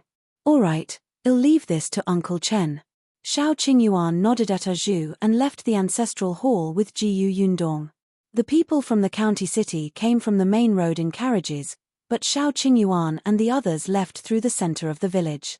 When they arrived at the entrance of the village, they saw Father Tong waiting there with the carriage. As soon as the two of them got into the carriage, they bypassed the main road and took a small path to the county city. Not long after they left, those carriages stopped at the foot of the mountain. When they heard that everyone in the village was at the ancestral hall, they quickly walked towards it. However, when they all arrived, they only saw a few doctors inoculating the villagers. Shao Qingyuan was not around at all.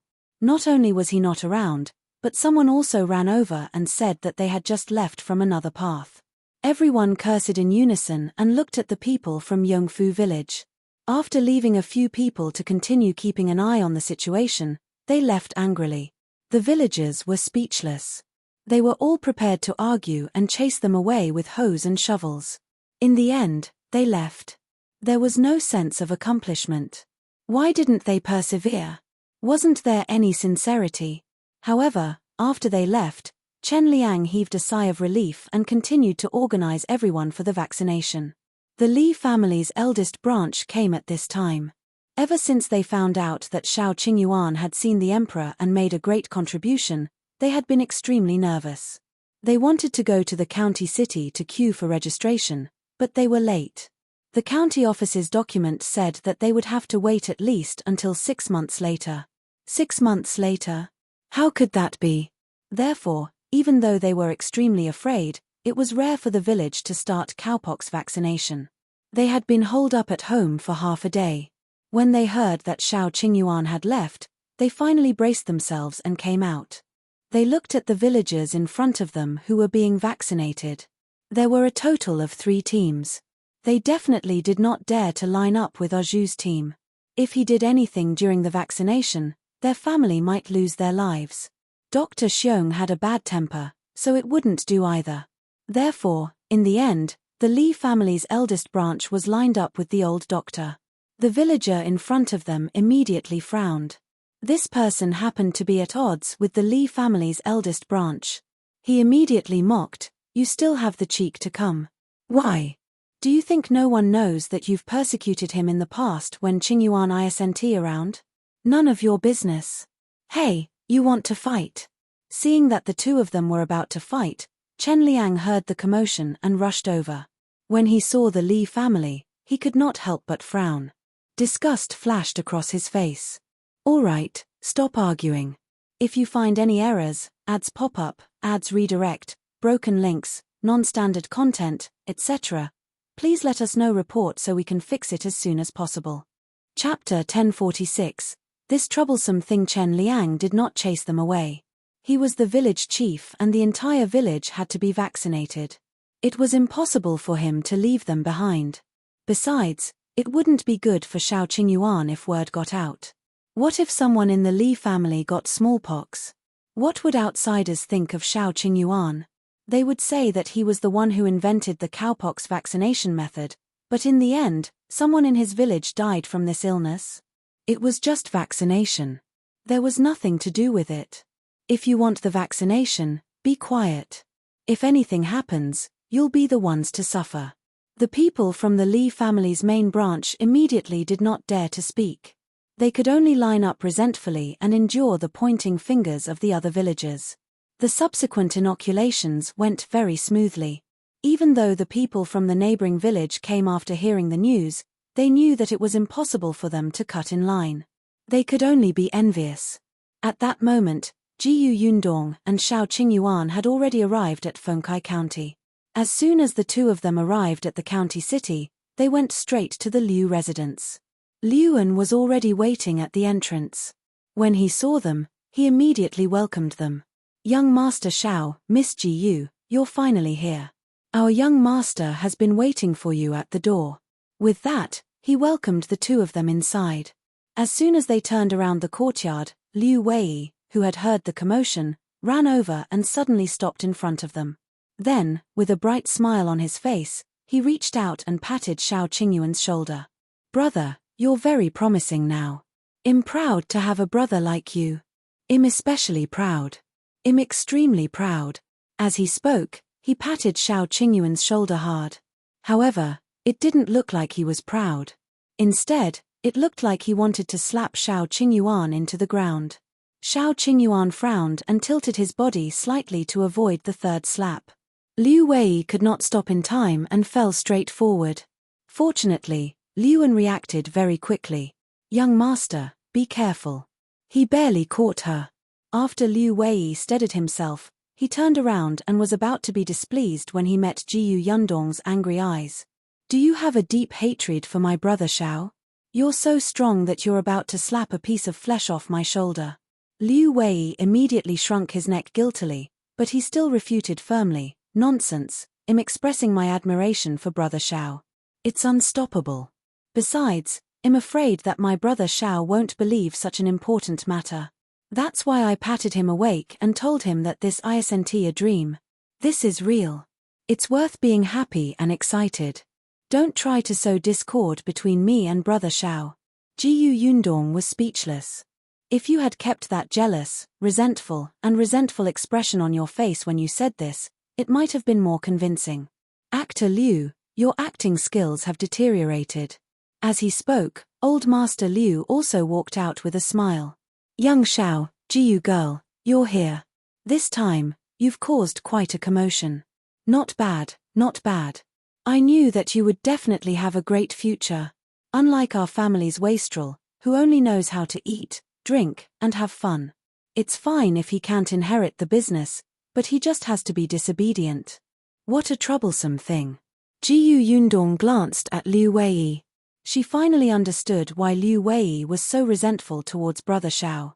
Old Master Liu, if you want to educate your son, then educate your son. Don't compare him to someone else.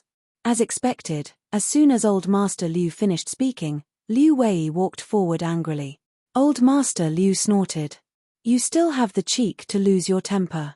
If you find any errors, ads pop up, ads redirect, broken links, non-standard content, etc., please let us know report so we can fix it as soon as possible.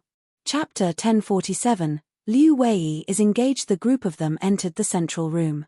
Liu Yi bowed obediently and was especially polite. Yundong was silent for a moment. Then, she looked at Liu Wei, who was sitting at the side and eating an apple. This guy was indeed a troublesome thing.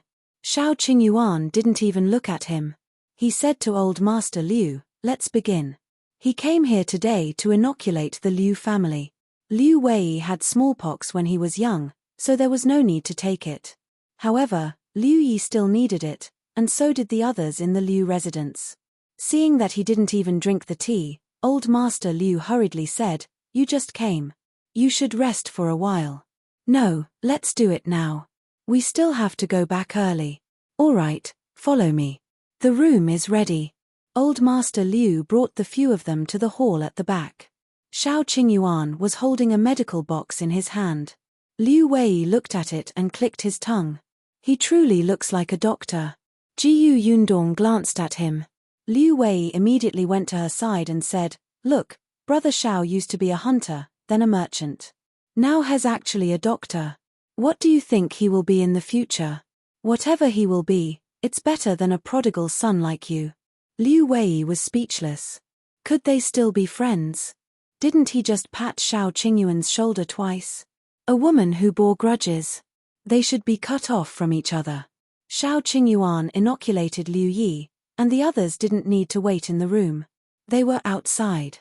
Old Master Liu took the opportunity to ask Yundong, last time, your father got the county championship. I originally wanted to go to your house to congratulate you, but you went straight to the prefectural city. The prefectural examination is about to begin. Are you confident in getting the prefectural championship? Yundong coughed lightly. Well, I don't know either. It's not important whether he can get the championship or not. My father missed the imperial examination back then. Now, we can treat it as fulfilling a dream. We don't want to give him too much pressure. His happiness is the most important. He'll naturally be happy if he can get the championship. If he doesn't get in, treat it as training. Old Master Liu was stunned. He had never heard of such a thing. However, on second thought, it made sense. Although the Jiao family was still poor, Yundong had refined white sugar and given the imperial court such great benefits. It was said that the emperor had sold the white sugar to other countries and earned a lot of money. The national treasury was full. With this contribution, if she had the heart, she could even get the emperor to reward her with a county lord position. Furthermore, Shao Qingyuan had developed a medical procedure for the vaccination of smallpox. It was also a huge matter that benefited the country and the people. Just these two things alone made the Shao family and the Jiao family look good in front of the emperor. If Jiao Dajiang were to get into the capital in the future, regardless of his ranking, he would attract the attention of high-ranking officials and nobles. When Old Master Liu thought of this, he stopped asking about this matter and thought about her marriage with Shao Qingyuan. Isn't it time to put your wedding on the agenda? After my father finishes the examination. Jiao Yundong was still a little embarrassed. Old Master Liu was overjoyed. Then it will be soon. In that case, I should prepare a big gift now. It's good, at least it's faster than our Liu Wei. Jiao Yundong was about to nod, but then she was stunned.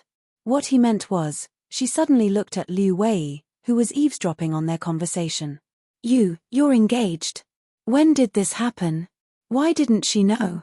Wasn't he hiding in the prefectural city to avoid Old Master Liu's blind date? Now, he finally surrendered. Old Master Liu laughed. Yes, it's finally settled. If you find any errors, ads pop up, ads redirect, broken links, non-standard content, etc., please let us know report so we can fix it as soon as possible. Chapter 1048. Let Jiao Yundong accompany me. Jiao Yundong was about to ask which family it was when he saw a servant coming to look for Old Master Liu. Old Master Liu could only instruct Liu Wei to entertain Jiao Yundong before he left in a hurry. Only the two of them were left in the central room. Jiao Yundong suddenly looked at him with a burning gaze. Liu Wei felt uncomfortable under her stare.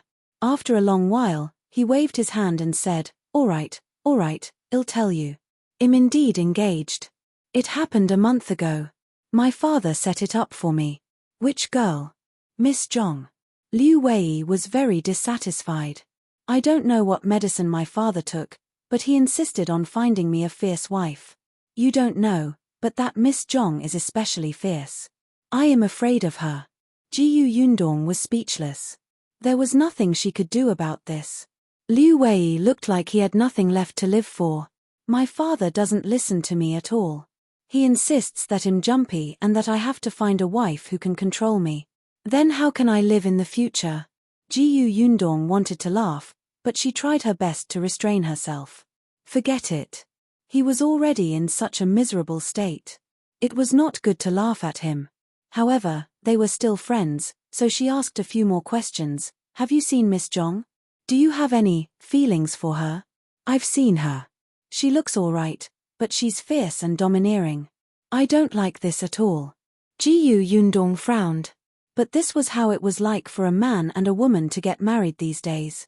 Since they were already engaged, it meant that Old Master Liu had made up his mind. However, for Old Master Liu to take a fancy to her, that girl must have something outstanding that he admired.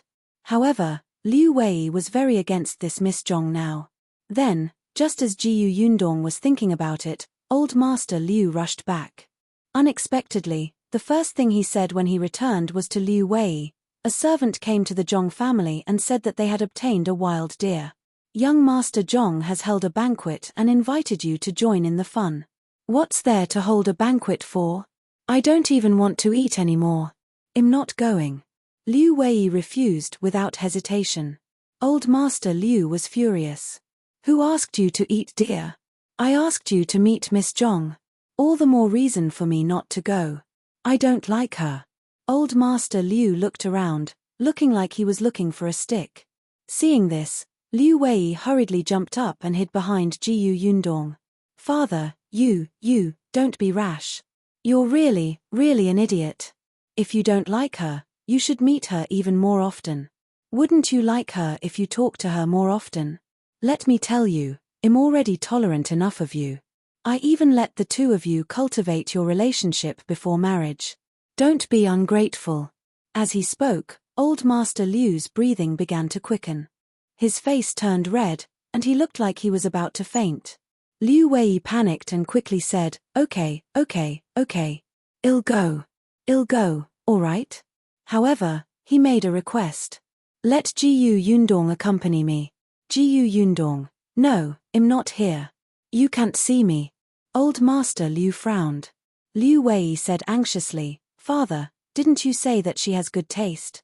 Then let her go to the Zhang family with me and see if that Miss Zhang is good. If she agrees, I'll marry her and won't make a fuss in the future, okay? Jiu Yundong? What does it have to do with me? Am I wrong to have good taste? I'm just a bystander. Liu Wei, you fool. Can't you tell that your father is acting? However, Old Master Liu's eyes lit up. He nodded and said, all right. If you find any errors, ads pop up, ads redirect, broken links, non-standard content, etc., please let us know report so we can fix it as soon as possible.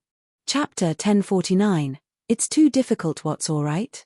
Did you ask for my opinion? Do you think I don't exist? Jiu Yundong smiled. I don't think it's appropriate. I'm an unmarried woman. If I follow Liu Wei to the Zhang family to look for Miss Zhang, others will think that I have something to do with Liu Wei. If Miss Zhang misunderstands something and thinks that I deliberately came to provoke her, wouldn't I have done something bad out of kindness? Unexpectedly, Old Master Liu waved his hand and said, it's fine. I'll let Yang accompany you. When the time comes, just say that you're Yang's friend and Yang brought you there. Liu Yang was Liu Wei's elder sister. Jiu Yundong had met her before. She was a good person. Probably because she was the eldest child of the Liu family, she was decisive and completely different from Liu Wei. Jiu Yundong sometimes felt that it was probably because he had such an elder sister that Liu Wei was pampered to the point of being heartless and silly. But even if there was Liu Yang, Jiu Yundong did not want to go. Her expression was serious as she rejected him firmly. I don't think it's appropriate. What if Miss Wn Zhang doesn't believe me? Besides, I still have to wait for Brother Shao. Before she could finish speaking, Old Master Liu clutched his chest and looked like he was about to die. Jiu Yundong's lips twitched. Uncle Liu, I'm not a fool like Liu Wei. You said that I have good taste. Can't I tell that you're acting? Liu Wei supported Old Master Liu. Father, are you all right? Don't worry, Jiu girl is kind-hearted. She will agree. Don't faint. Jiu Yundong was speechless. She wanted to ask Shao Qingyuan to leave and not care about the Liu family. Old Master Liu panted heavily and said with great effort, Yundong, you're Liu Wei's friend. Can you bear to see his marriage not go well and that he and his wife won't be able to grow old together? I can bear to. As long as you go and take a look, Liu Wei will wait for the wedding in peace. You know his temper. What if he suddenly runs away on the day of the wedding? Then, my Liu family and the Zhang family will become enemies. Now, as long as you go and take a look and know that Miss Zhang is a good person, Liu Wei won't be so unhappy. I'll leave it to you. I'm already so old. It's too difficult for me to have a grandson. Just do me a small favor on account of uncle taking care of you. Jiu Yundong looked up at the sky and sighed in his heart. He really owed them. Since Old Master Liu had said so, her conscience would hurt to death if she did not go. Okay, I'll go, okay? Old Master Liu immediately stood up and nodded with a serious expression. Thank you. Jiu Yundong was already numb when she saw how energetic he was. Old Master Liu then turned to Liu Wei and said, when you pass by the Sun family later, pick up your sister and go to the Zhang family together. The Sun family was the family that Liu Yang's husband belonged to. Liu Wei nodded. I understand, father. Jiu Yundong rubbed her temples and entered the house to inform Shao Qingyuan. Shao Qingyuan was silent for a moment. All right, it's boring for you to wait outside. Just go take a look. Wait for me to come back. Okay. Jiu Yundong walked out of the door again. Liu Wei was ready. The two of them got into the carriage outside. Since they were going to pick Liu Yang up, the carriage had to take a detour. Along the way, Jiu Yundong did not want to talk to Liu Wei. The latter did not care. However, when they passed by Jinxiu restaurant, Liu Wei suddenly exclaimed, eh?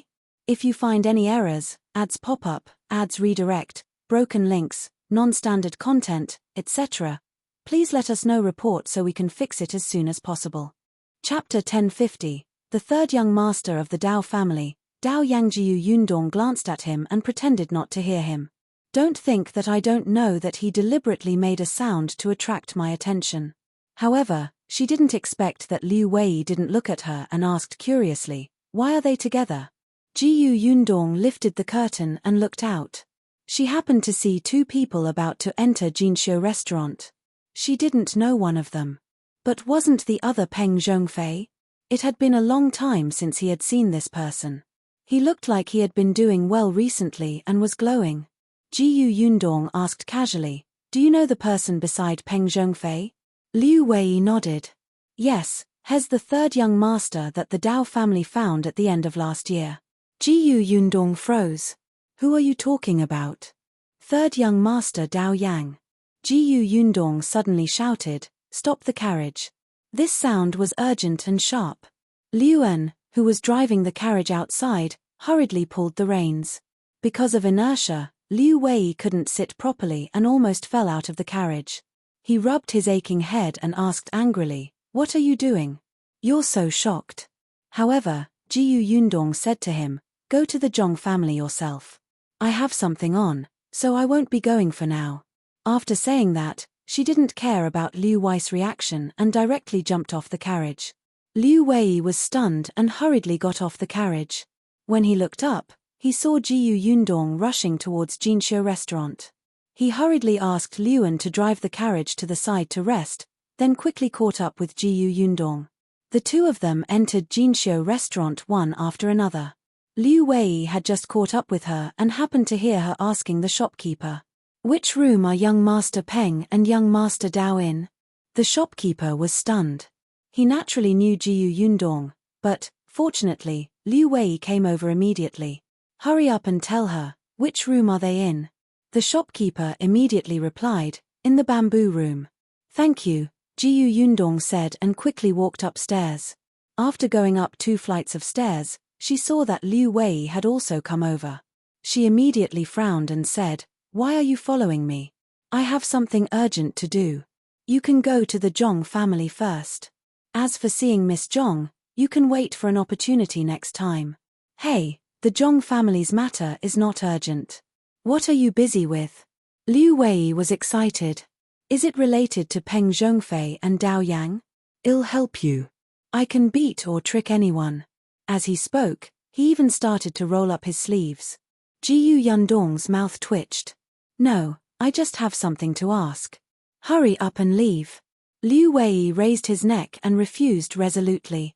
"I promised father that we would go out and return together. How can I leave you here alone? If it weren't for the glow of gossip on your face, I would have believed your righteousness." Yundong had no choice. She could not be bothered to argue with him and simply let him be. She turned around and walked upstairs again. Liu Wei was satisfied. He walked quickly and even led the way. "The bamboo room is over here. Please."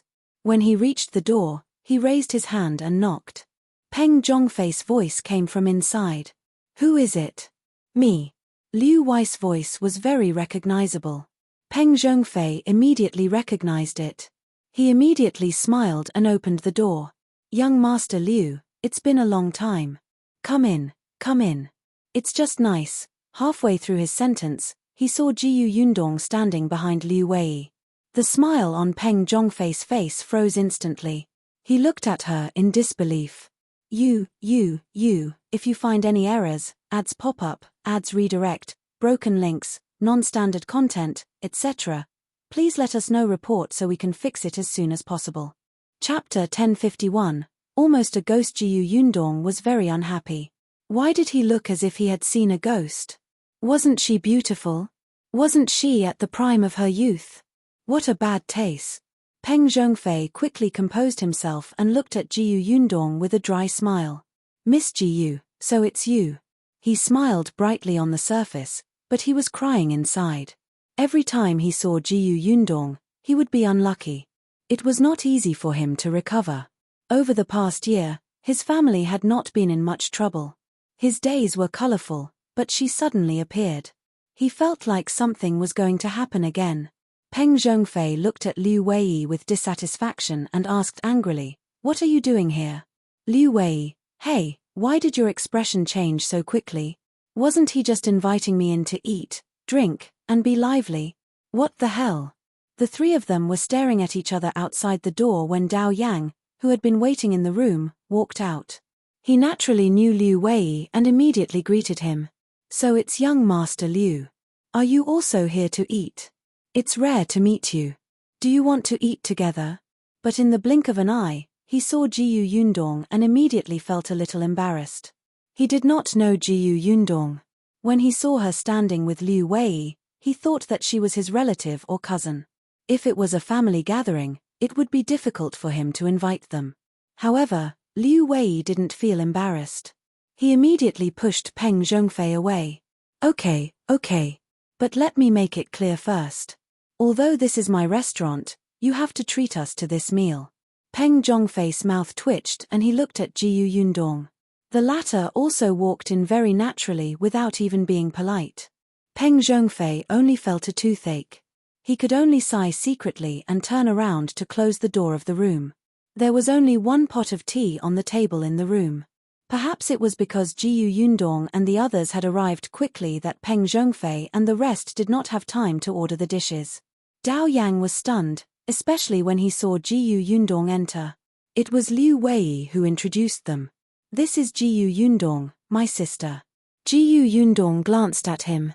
"You really know how to take advantage of others." Dao Yang's eyes widened in surprise when he heard Jiao Yundong's name. This was that girl from the Jiao family. He quickly cupped his hands and said, "I've heard a lot about you, but I haven't had the chance to meet you. I didn't expect to meet you today." This was the first time Jiao Yundong had seen Dao Yang. This person was a little short, at least shorter than the other two young masters of the Dao family. However, this guy's appearance was the one that resembled Master Dao the most. At a rough glance, they were at least 50 to 60% similar. He seemed to have a good personality.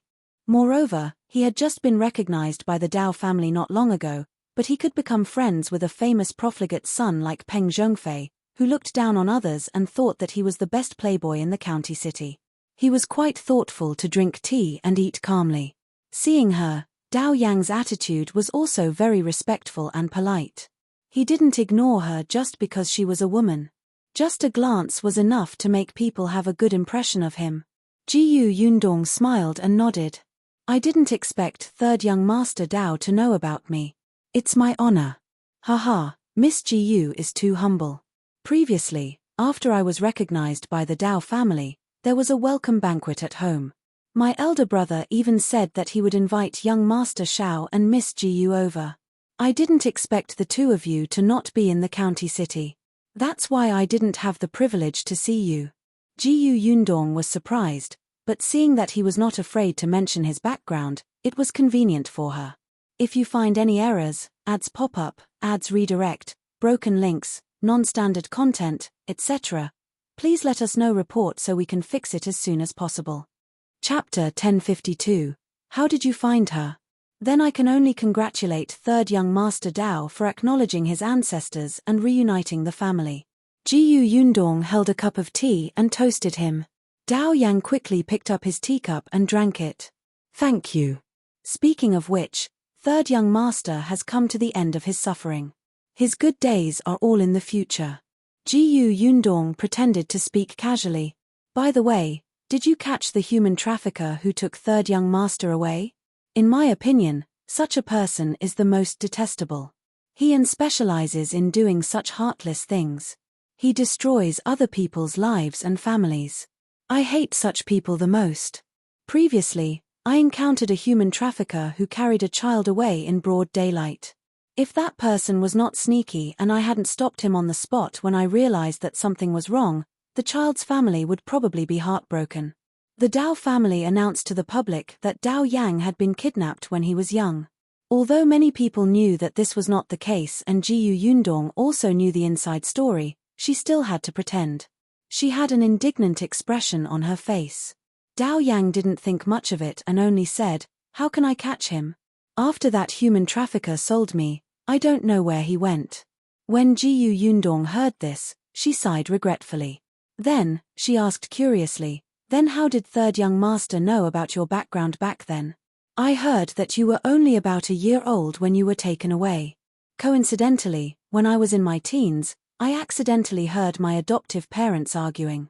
Only then did I know that I wasn't their biological son. No wonder they weren't friendly to me and beat and scolded me as if we were enemies. However, I also knew that if I asked them directly, they definitely wouldn't tell me, so I secretly investigated. Yundong's interest was immediately piqued. How did you investigate?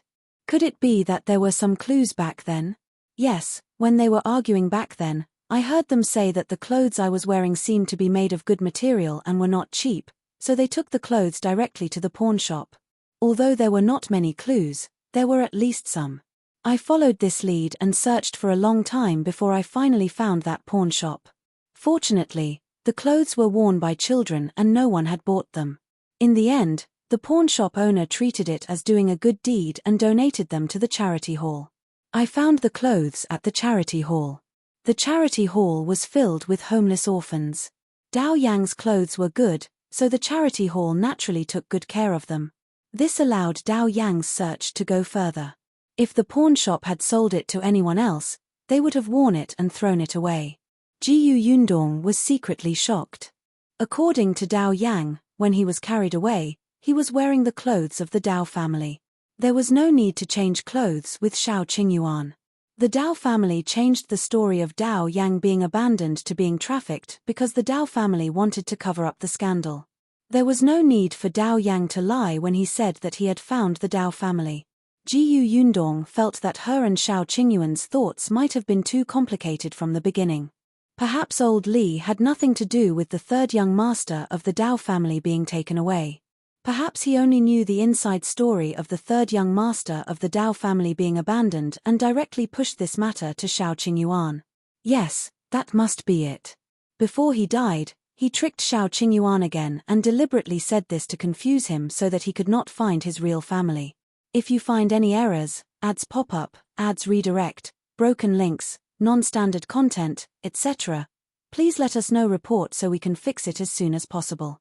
Chapter 1053. The handkerchief is Shao Qingyuan's. The more Yundong thought about it, the clearer the clues in her mind became. If things went back to the beginning and all the clues related to the Dao family were removed, then, the only thing that could prove Shao Qingyuan's background might be the handkerchief that Li Dunzi and his wife had hidden. The handkerchief belonged to Shao Qingyuan, and it was given to him by his family. But why did old Li do this? It could only mean that he had a grudge against Shao Qingyuan, or against Shao Qingyuan's family. Yundong's eyes grew brighter and brighter. They could start from there. At this moment, her mood suddenly brightened. I was lucky. When I found half of it, Big Brother happened to be looking for me. Dao Yang continued, only then did I know my background. After confirming it, I returned to the Dao family. Yundong came back to her senses and nodded. Third young master, good things come after hardships. You will definitely have good fortune in the future. Ha ha ha, thank you for your nice words. Dao Yang smiled. My brother is indeed very good to me. Yundong raised her eyebrows. Yes, only your brother treats you well. The others don't look too good. The corners of Peng Zhongfei's mouth twitched. He wanted to speak, but the two of them had been talking back and forth since they sat down. He couldn't even find a chance to interrupt. Wasn't this the first time the two of them met? How could they have so much to talk about? He endured it and then glanced at Liu Wei. He did not expect this kid to be drinking tea rather enjoyably. Was there a mistake? Even if he was treating, even if this was the best tea in Jinxiu restaurant, there was no need for this guy to be like this, right? This is your restaurant. How dare you take advantage of me when you want to drink high-quality tea? Intolerable. Peng Zhongfei raised his leg under the table and kicked him hard. Phut. Cough, cough. Liu Wei was careless and the tea directly poured into his nose. He instantly exploded. Why did you kick me? Peng Zhongfei was speechless. He had used too much strength. He touched his nose guiltily and met the gazes of the other two. He said, I heard them chatting. When I got excited, I bumped into you. Why are you so excited? You're wasting my tea. So your point is this? Yundong looked at Peng Zhongfei with a faint smile. It's my fault. I was too curious about third young master's strange background, so I asked a few more questions. By the way, it's rare to meet young Master Peng. I happen to have something to ask you for help with. Peng Zhongfei widened his eyes. What do you need my help with? He was so nervous that he stuttered. Why did she need his help? The first 2 times she had looked for him, something had happened to him. Could she not look for him this time? Peng Zhongfei was filled with regret. If he had known earlier, he would not have kicked so hard. Wouldn't it have been better to be a quiet quail? If Liu Wei wanted to drink tea, he could drink tea. It was not much money. Now, Jiao Yundong had finally noticed him. Peng Zhongfei was extremely bitter in his heart, but in front of his 2 friends, he still controlled his facial expression very firmly and said seriously, "What help? Tell me. No matter what, we're friends. I'll definitely help if I can. But you know that my ability is limited. I'm just a young master who eats and drinks. Don't blame me if I can't help you." Jiao Yundong was speechless. Am I that scary? I won't let you climb a mountain of swords or go through a sea of fire.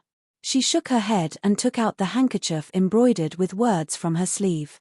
If you find any errors, ads pop up, ads redirect, broken links, non-standard content, etc., please let us know report so we can fix it as soon as possible. Chapter 1054, The Origin of the Handkerchief. Ever since he took the handkerchief from Madame Du, Shao Qingyuan had handed it to her. Jiao Yundong had always kept important things in her space. The handkerchief was taken out of her space with the help of her sleeve. She handed it to Peng Zhongfei directly. Young Master Peng, your family runs a cloth shop, so you must be very familiar with fabric. Coincidentally, I just got a piece of fabric not long ago. I think this material is very good and feels very comfortable to touch. I want to ask young Master Peng, do you sell this material in your cloth shop? Peng Zhongfei secretly heaved a sigh of relief when he heard that. Luckily, it wasn't a big favor. Although he was a profligate son, he still had to manage his own business. Familiarizing himself with fabric was the most basic common sense. Therefore, Peng Zhongfei took the handkerchief confidently. Let me see. When he touched it, he felt that the material was indeed not bad. But Peng Zhongfei frowned and looked at it carefully. Then, his face turned red. Jiao Yundong asked, Young Master Peng, do you know it? Don't be hasty. I haven't checked it carefully. Peng Zhongfei coughed lightly.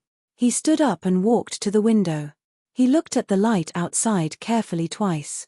No one knew if he had figured it out or not, but he quickly sat back at the table and rubbed the handkerchief with both hands. Jiao Yundong was speechless. Hey! Fortunately, he only rubbed it twice. However, Peng Zhongfei used his nails to scratch it twice. Jiao Yundong could not take it anymore. She suddenly stood up, pulled his hand away, and retracted the handkerchief. She looked at it like it was a treasure. Thankfully, it wasn't broken, but there were traces. Jiao Yundong looked at Peng Zhongfei angrily. Do you recognize it or not? If you don't ruin it for me, okay? Peng Zhongfei immediately nodded. Yes, of course. Jiao Yundong, Liu Wei, and Dao Yang looked at him suspiciously. It took him so long to recognize it. I really recognize it. Peng Zhongfei was a little anxious. I've seen this material before, but our cloth shop doesn't have it. It's not just our cloth shop. I reckon even the prefectural city doesn't have it. This material is fabric from the Qiu kingdom. It's usually a present to our country. Therefore, there definitely isn't much of this. Basically, it's bestowed to the concubines or high-ranking officials by the emperor after he obtained it. Jiao Yundong was stunned. Materials from the royal palace? No way. So you're saying that only those noble families in the royal palace or the capital have it? Was Brother Shao's identity so impressive? That's not true. There are also some among the commoners, but they are very few. It's definitely unavailable in shops. Although it was offered by the Qiu kingdom, the fabric that entered Darjin was basically used by the emperor to reward the concubines and officials. However, the Qiu kingdom also had business dealings with Darjin. If the commoners had the financial ability, it was not surprising for them to obtain this fabric. However, they definitely could not sell it. Otherwise, they would be courting death. Are you sure? Peng Zhongfei nodded vigorously. He was very certain. He had seen it once before when he followed his father to the capital. There was too little such fabric to sell. Jiao Yundong was a little dumbfounded. So, the scope was still very wide. The high-ranking officials and nobles in the capital had them, and so did the concubines and civilians. Where could she start looking? Also, it was unlikely that old man Li would go to the capital, right? However, she was certain of one thing. If you find any errors, ads pop up, ads redirect, broken links, non-standard content, etc., please let us know report so we can fix it as soon as possible. Chapter 1055. Going to the Zhang family. This handkerchief definitely had nothing to do with the Dao family. With Old Master Dao and Old Madame Tao's hatred for Dao Yang, they would definitely not give him such a rare and precious fabric to use. At the very least, before Dao Yang was carried away, this handkerchief would definitely not belong to him. This was Shao Qingyuan's. On the other hand, there was the word Shao embroidered on the handkerchief. She would look for someone with the surname Shao. Brother Shao's father might have the surname Shao. Jiao Yundong finally heaved a sigh of relief. She stuffed the handkerchief back into her sleeve. When she looked up, she saw Peng Zhongfei smiling at her. Miss Jiao, are you all right? No. Jiao Yundong smiled at him, wanting to see what he was going to say. Peng Zhongfei secretly heaved a sigh of relief. Then let's eat something. Speaking of which, why hasn't this waiter served the dishes yet? It's been half a day. As he spoke, he began to criticize Liu Wei. I say, your restaurant's speed is not good. Only am magnanimous and tolerant and won't argue with you. If you encounter a rude person, the table will be smashed. Liu Wei snorted and stood up directly. Come. Smash it. Are you jealous of my restaurant's good business? Didn't I just ask you to pay? Look at how anxious you are. It's as if I've taken advantage of you. Before he came up, he deliberately told the waiter not to serve the dishes. Seeing how anxious Jiao Yundong was, he knew that she had something to ask. Was it good to serve the dishes halfway? Besides, he wasn't willing to eat at the same table as Peng Zhongfei.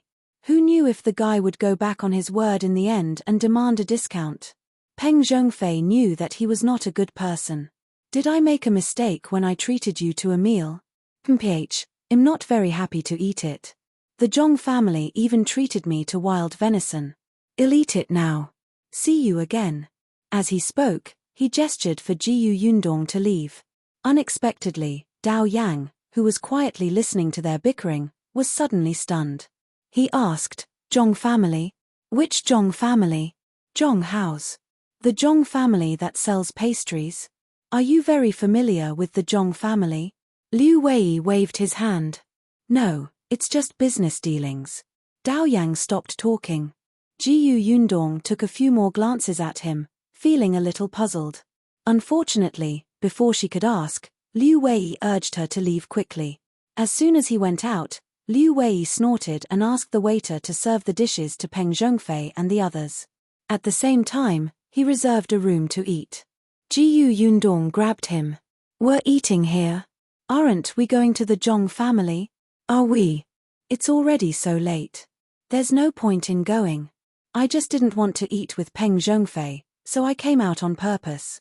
Liu Wei said happily, but Jiao Yundong was silent for a moment before saying, let's go to the Zhang family. She was a little concerned about Dao Yang's hesitation just now. Liu Wei's brows were tightly knitted. It's all right. If my father asks, just say that I refused to go. Hell just hit me. But Jiao Yundong had already walked downstairs. But I suddenly want to eat venison. Liu Wei, why would a woman like you be so interested in venison? Don't you know that's what it was supposed enhance manhood? At the thought of this, Liu Wei blushed.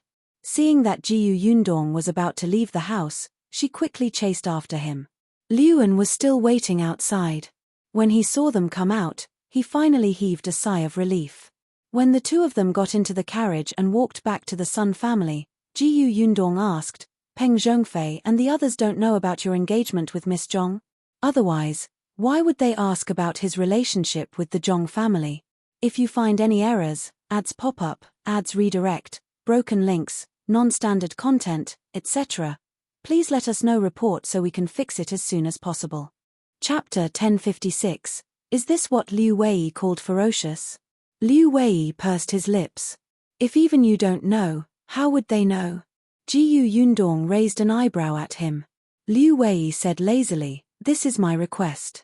I can get engaged, but they can't tell anyone. My father is afraid that if I'm forced into a corner, I'll run away without a trace, so he agreed. You know that I'm not satisfied with this marriage, but my father insists that I interact with Miss Zhang. He seems to be certain that he'll definitely like her. It can also be considered to be giving each other a way out. If I still don't want to get married to Miss Zhang, I'll silently cancel the engagement. It won't ruin her reputation. The Zhang family doesn't object to your request. Liu Wei said, there's a problem with the Zhang family's business. With the help of the Liu family, they naturally won't object. However, Miss Zhang is very angry. She's also fierce. Every time she sees me, she acts like she's the boss and I can only prostrate on the ground. This description was really indescribable. As the two of them spoke, the carriage stopped in front of the Sun family's house. Liu Wei asked Yundong to wait in the carriage while he jumped out. Not long after, he returned with Liu Yang. Yundong and Liu Yang had met twice. Although they were not as familiar as Liu Wei, their relationship was not bad. She sat next to Yundong and said, I heard from Liu Wei that this kid is too insensible. My father is also messing around and I have to trouble you to make a trip. It's alright. I'm friends with Liu Wei. I'm also very curious about his fiancée. Yundong smiled. Sister Liu, are you familiar with Miss Zhang? I've met her twice, but I can't say that I'm familiar with her. Although they were both young ladies from wealthy families in the county, Liu Yang was 7 or 8 years older than Miss Zhang. When she was still a girl, Miss Zhang was just a little bean. Later on, she married someone and gave birth to a child. She could not play with Miss Zhang. Although they had met twice, it was actually in a hurry. Yundong nodded. She knew what was going on.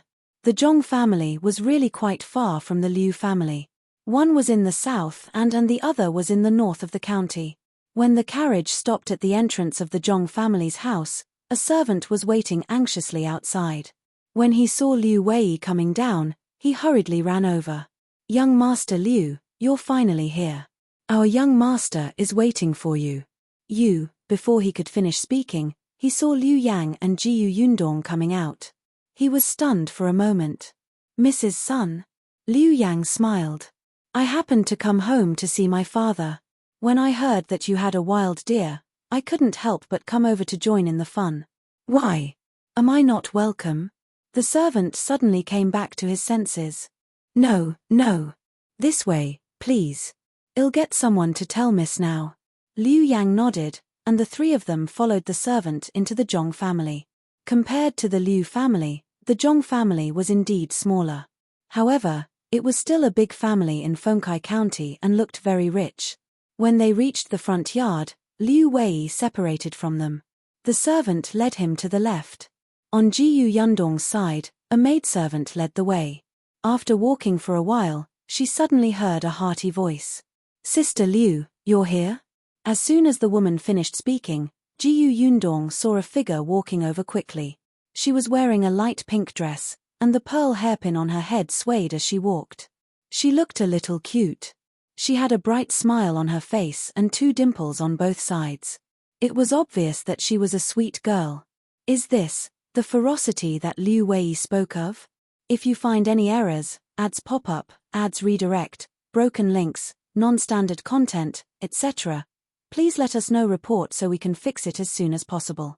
Chapter 1057. Miss Zhang, Jiao. Miss Zhang quickly stood in front of Yundong and the other woman. The dimples on her face were especially eye-catching and playful. She smiled and held Liu Yang's arm. Unexpectedly, she saw Yundong standing at the side. Jiao blinked in surprise. This is... Look at me, I almost forgot to introduce you. This is Yundong, Miss Liu Yang smiled and said to Yundong, This is Miss Zhang, Zhang Jiao. Zhang Jiao was stunned. She looked at Jiu Yundong in confusion. Miss Jiu. Is she from the Jiu family in the north of the city? As far as she knew, there was only one family in the county with the surname Jiu. However, she had seen the girl from that family before. Why did Jiu Yundong look so unfamiliar?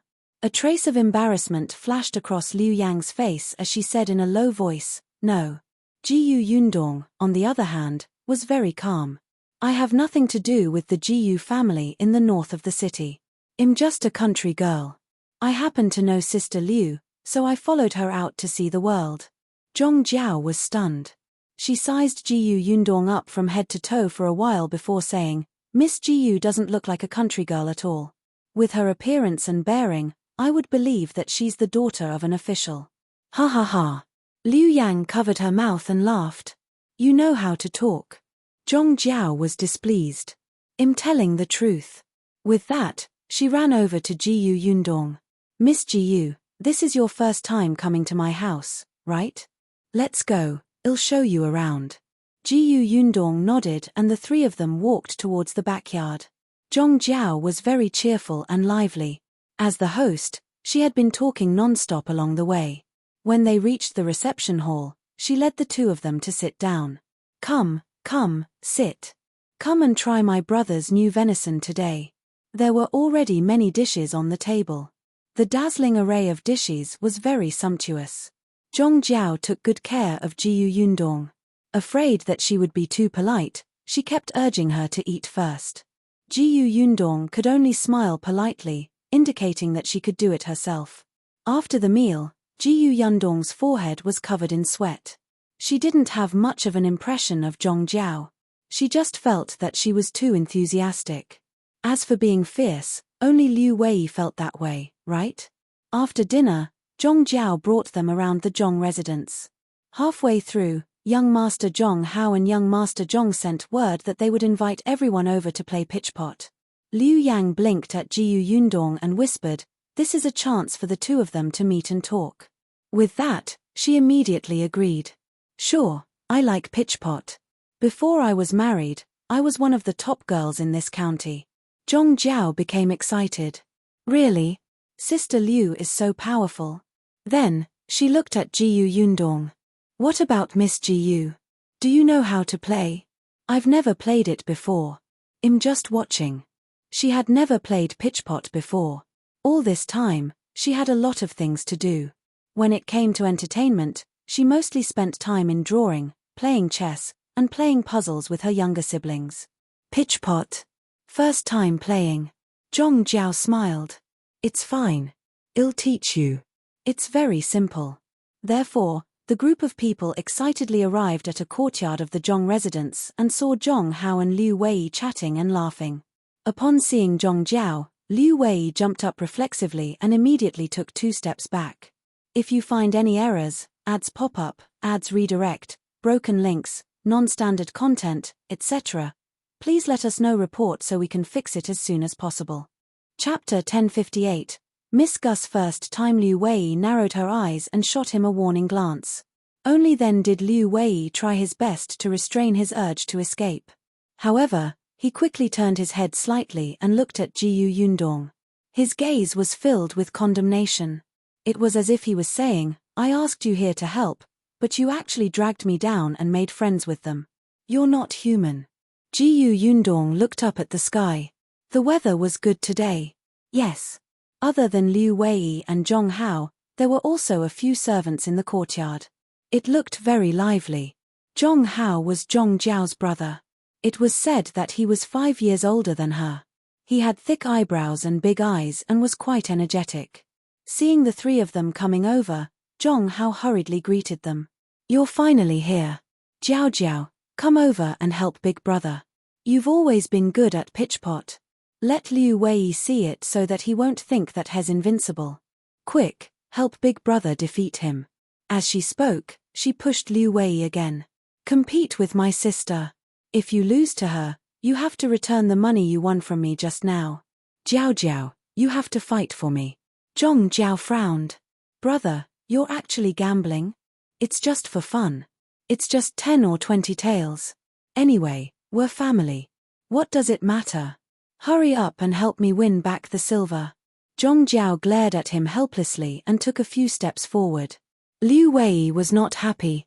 He moved to the side, straightened his neck, and said, "No, I'm a man and she's a woman. If I compete with her, it would be unfair if I win." The problem was that if he lost, he would lose all his face. Zhang Jiao raised her eyebrows. "How do you know that you will definitely win?"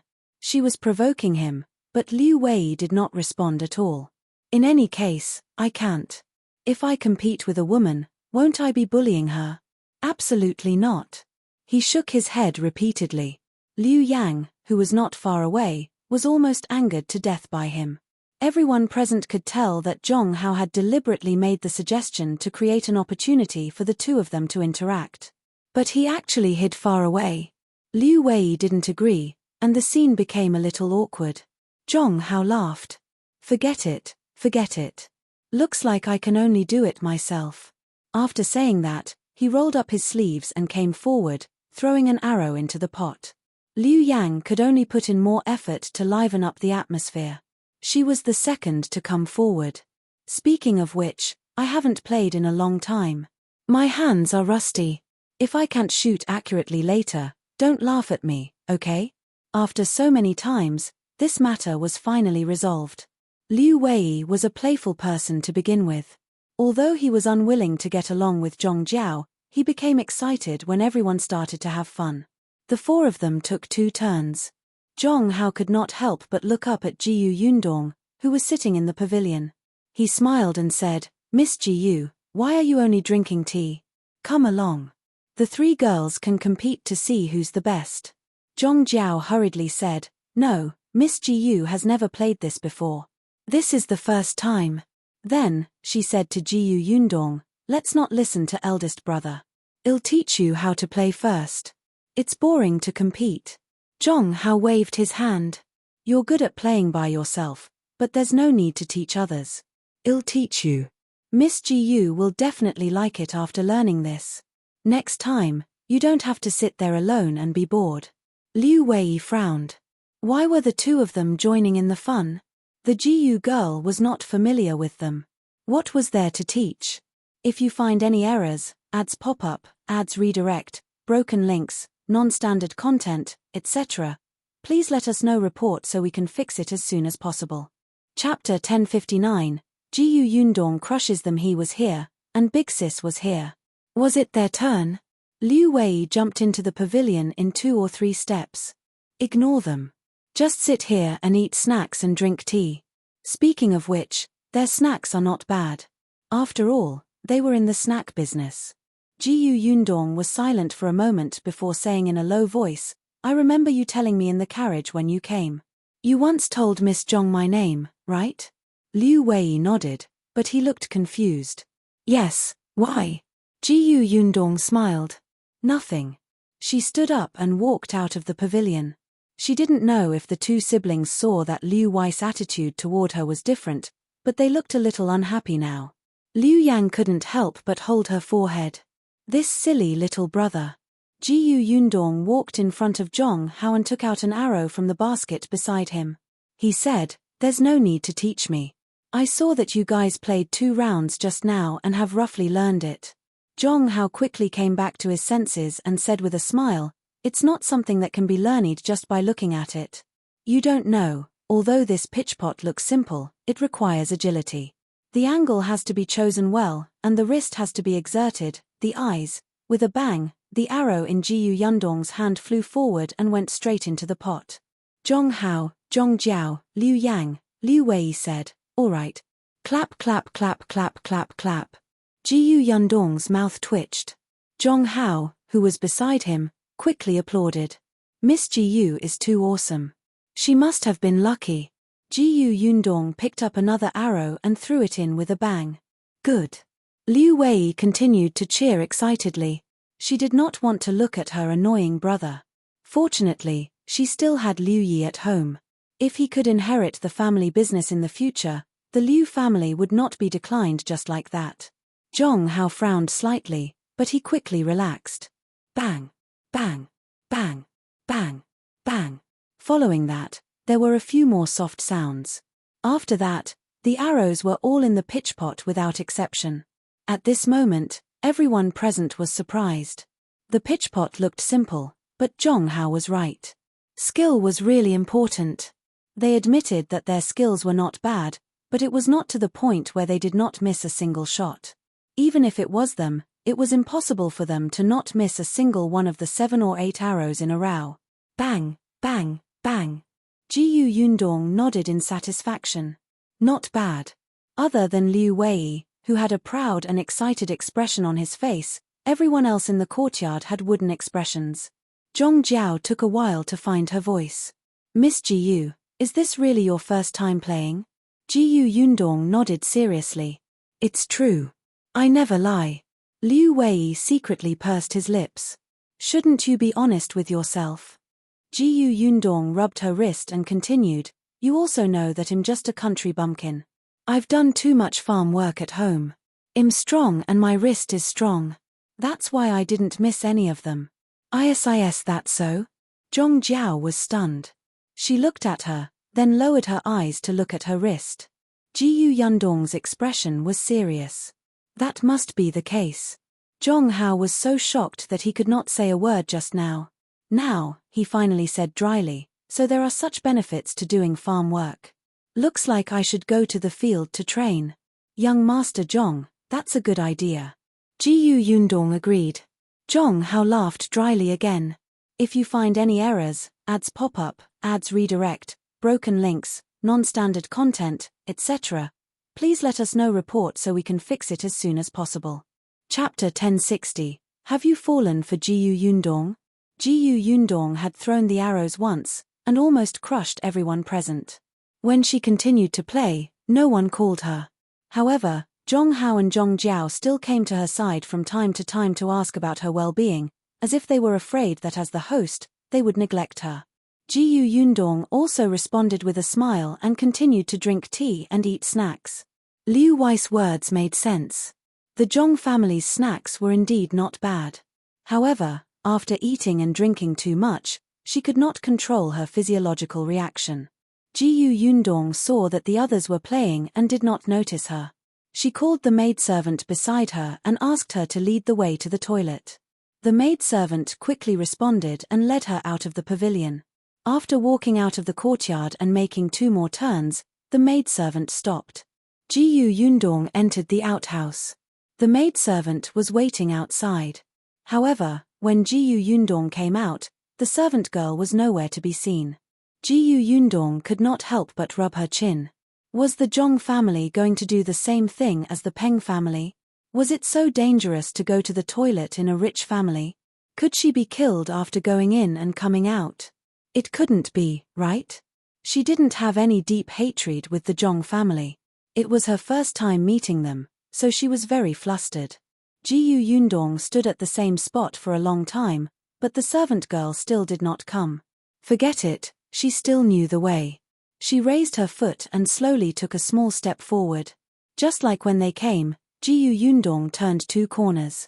Just as she was about to reach the courtyard, a voice suddenly came from the corner. She didn't want to stop, really, even if the speaker happened to mention her name. However, if she didn't stop, she would directly bump into him. It would be a pity if the person who spoke couldn't finish his sentence. Thus, Jiao Yundong leaned against the wall and listened quietly to the voices around the corner behind him. Did you notice that Miss Gus' appearance is actually the most outstanding among the 3 of them? I did. She's indeed good-looking, but I heard that she's just a village girl. So what if she's a village girl? Even if she's a village girl, she's still better than us servants. She's even better than the person who spoke suddenly lowered her voice. She's even better than our young madam. That's true. Young madam's health is too poor. She's lying on the bed sickly all day. Young master doesn't even go to her room now. Speaking of young master, did you notice just now? Young master seems to treat that Miss Jiao very differently. That's right, that's right. I can see it too. Eldest young master is especially enthusiastic about taking care of Miss Jiao. From time to time, He would look at Miss Jiao as if he was afraid of neglecting her. He even asked us to heat up the tea and snacks. In the entire courtyard, Miss Jiao is the only one eating and drinking. Isn't young master asking us to bring hot food for her? Also, just now, young master said that he wanted to personally teach Miss Jiao. In the past, when Miss asked young master to teach her, young master was very impatient. Do you think young master is interested in Miss Jiao? I've never seen young master so concerned about someone. Sigh, so what if He's interested? With young madam around, it's impossible for young master to marry her. Who said it's impossible? The person who spoke suddenly became excited, but he tried his best to suppress it, as if he was about to say a shocking secret. Let me tell you, I just heard some incredible news yesterday. If you find any errors, ads pop up, ads redirect, broken links, non-standard content, etc., please let us know report so we can fix it as soon as possible. Chapter 1061, Solicitous. What news? Didn't young madam vomit blood yesterday? Dr. Liu came to the residence to treat her. At that time, he comforted young madam and said that she was fine as long as she took her medicine on time. However, the moment she went out, she sighed at young master and said that young madam probably doesn't have many months to live. What? The person who heard this exclaimed and quickly covered her mouth. She asked softly, Are you serious? It's true. At that time, I was leading the way for Dr. Liu and happened to hear it. Young master gave an order on the spot not to let anyone know. It was because you were close to me that I told you. I promise I won't say it. But this way, young master might also marry Miss Jiao. I think it's possible. Young master is very concerned about Miss Jiao. That's not right. If young madam is really gone, young master will have to wait at least a year or two before he remarries. You don't understand, do you? As long as our young master brings Miss Jiao into the house before the young madam dies, and then helps her become the young madam, it won't be a big deal. But what? But she's from a small family. Even if our young master likes her and wants to help her become his first wife, master and madam won't agree, right? That's true. Old master and madam would definitely prefer to find a suitable match for young master. Unfortunately, Miss Jiao doesn't have any advantage. If she did, our old master would still be easy to talk to. That's right.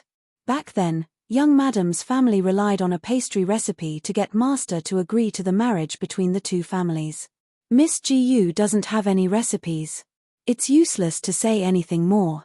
Aya, I'm not talking to you anymore. I still have to change the tea. The tea is cold.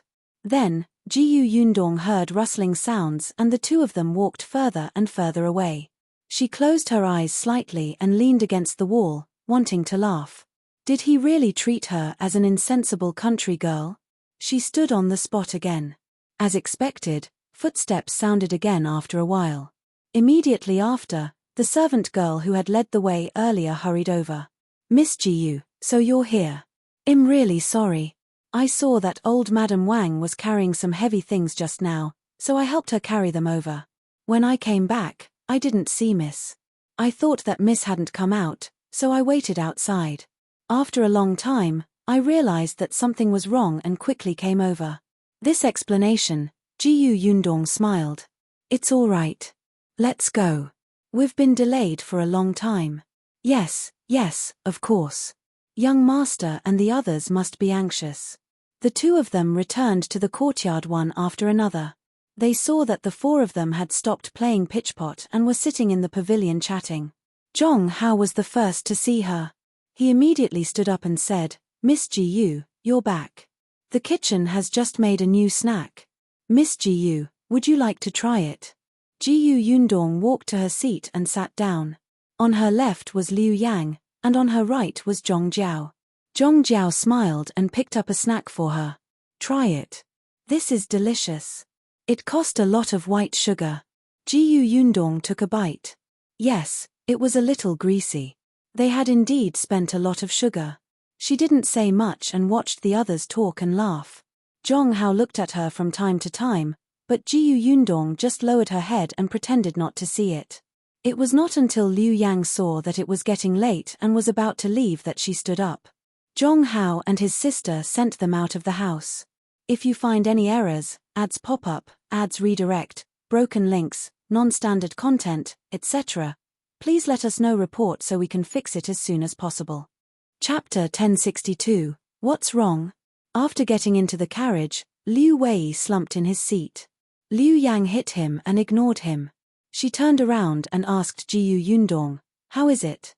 Miss Zhang isn't as fierce as Liu Wei said, right? She's just a little enthusiastic. You're not scared, are you? Jiao Yundong shook her head and leaned against the wall of the carriage. I'm just a little tired. Tired? Liu Yang was stunned. Although they had spent most of the afternoon playing pitchpot, other than the 10 arrows, Jiao Yundong had not moved at all. She practically sat in the pavilion and ate. Although they had been chatting for the latter half of the day, it was not to the extent of saying that she was tired, right? Liu Yang seemed to have thought of something and quickly asked, "What do you think is wrong with Miss Zhang?"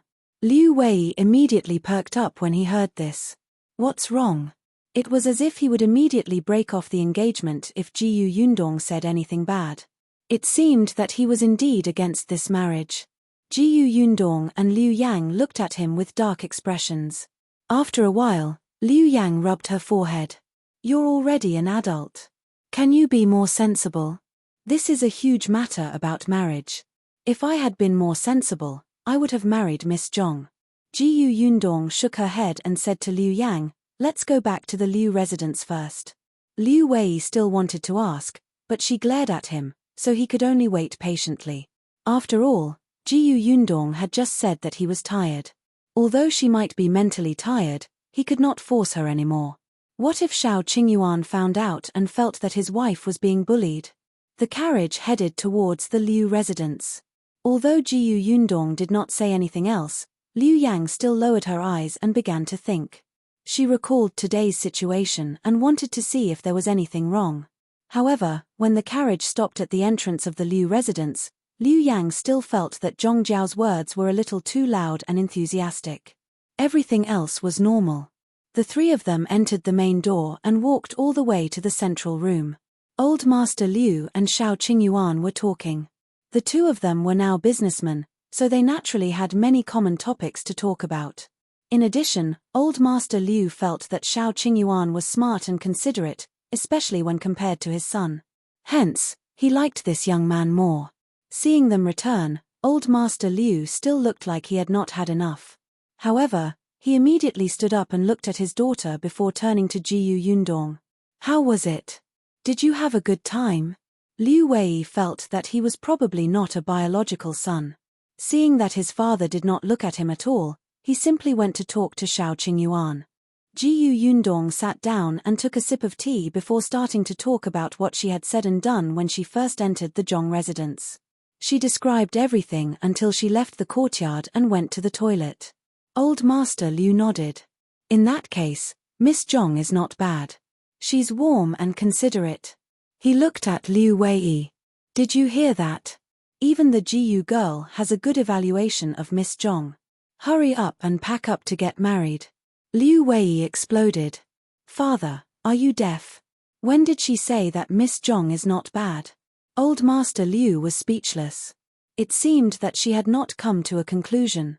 He paused and turned to look at Jiao Yundong. The latter asked Liu Wei, "Can't you tell what's wrong?" Liu Wei blinked, then blinked again with a blank expression. Just as Jiao Yundong sighed and gave up on him, this fellow suddenly jumped 3 feet high. I understand. He instantly became smug. When I met Miss Zhang in the past, I told her Jiao Yundong's name. She clearly knew it, but she still deliberately asked if you were from the Jiao family in the north of the city. If you find any errors, ads pop up, ads redirect, broken links, non-standard content, etc., please let us know report so we can fix it as soon as possible. Chapter 1063, The Zhang family's good plan. Old Master Liu was stunned and frowned. She did it on purpose to embarrass Yundong? She clearly knew that Yundong was not from a rich family, but she still deliberately mentioned the Jiao family in the north of the city, as if she was waiting for Jiao Yundong to say that she was a country bumpkin. Jiao Yundong said, "Actually, this doesn't matter. She might have misunderstood my relationship with Liu Wei. She's a little vain and wants to teach me a lesson. Humans can't be perfect. It's not a big deal to have some small thoughts. At that time, Yundong really did not think much of it. Even when they were eating, Jiao kept introducing all kinds of delicious dishes, as if Yundong was just a country girl who had no experience, but she did not make it too obvious. At least, at that time, Liang, who was sitting at the same table, only sighed at how enthusiastic she was. Until they saw Hao. What's wrong with meeting Hao? Liang had always felt that she was quite intelligent. Others had also praised her for being smart. But now that she heard Yundong's words, she realized that she had overlooked these details. At the mention of Hao, Yundong sneered. Jiao wanted to matchmake me with Hao. What did you say? Shao Qingyuan, who had been silent all this while, was the first to frown. Liu Wei was also shocked. After the shock, he silently shrank his presence to prevent Shao Qingyuan from blaming him. Why did she want to matchmake you and young Master Zhang? Liang was a little curious. If she really looks down on your identity, why did she? It's probably for sugar. Besides, she didn't want Hao to marry me as his first wife. I'll just be a concubine. It's not a loss for their family to exchange the identity of a concubine for the sugar. The Zhang family was in the pastry business and needed too much white sugar. However, Gus could sold 5 catties at a time. How could it satisfy their appetite?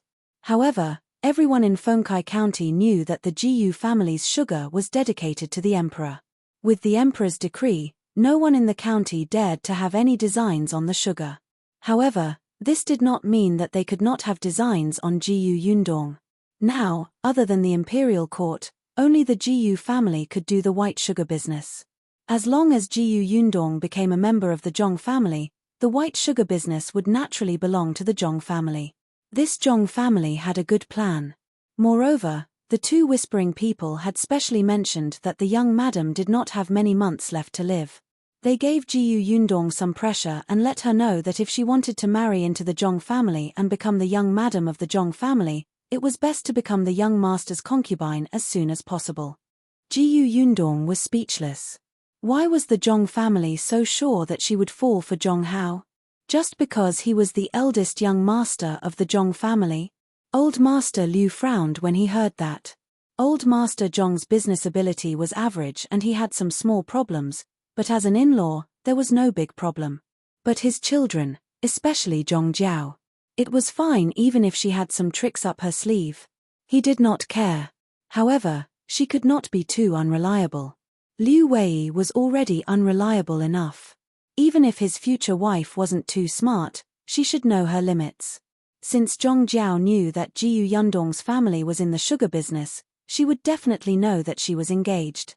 She went to matchmake a girl who was engaged to be her brother's concubine, and she even used her sister-in-law as a raft. She simply didn't know what was going on. Moreover, anyone with a discerning eye could tell that Yundong had a close relationship with the Liu family. Yet, she had to offend Yundong. Not only could such a person not help Liu Wei, but she would also drag him down. Yundong saw that old Master Liu knew what he was doing, so she added, "Uncle Liu, why don't you spend more time to find out more about Jiao's personality and the Zhang family's plans?" Yundong was still very concerned about Dao Yang's expression when he asked about the Zhang family. Old Master Liu nodded. He thought so too. If you find any errors, ads pop up, ads redirect, broken links, non-standard content, etc., please let us know report so we can fix it as soon as possible. Chapter 1064, Shocking Result. Liu Wei was very happy to hear that. Judging from his father's words, there was no follow-up to his marriage with Jiao. However, before old Master Liu found out the results, this marriage had to continue.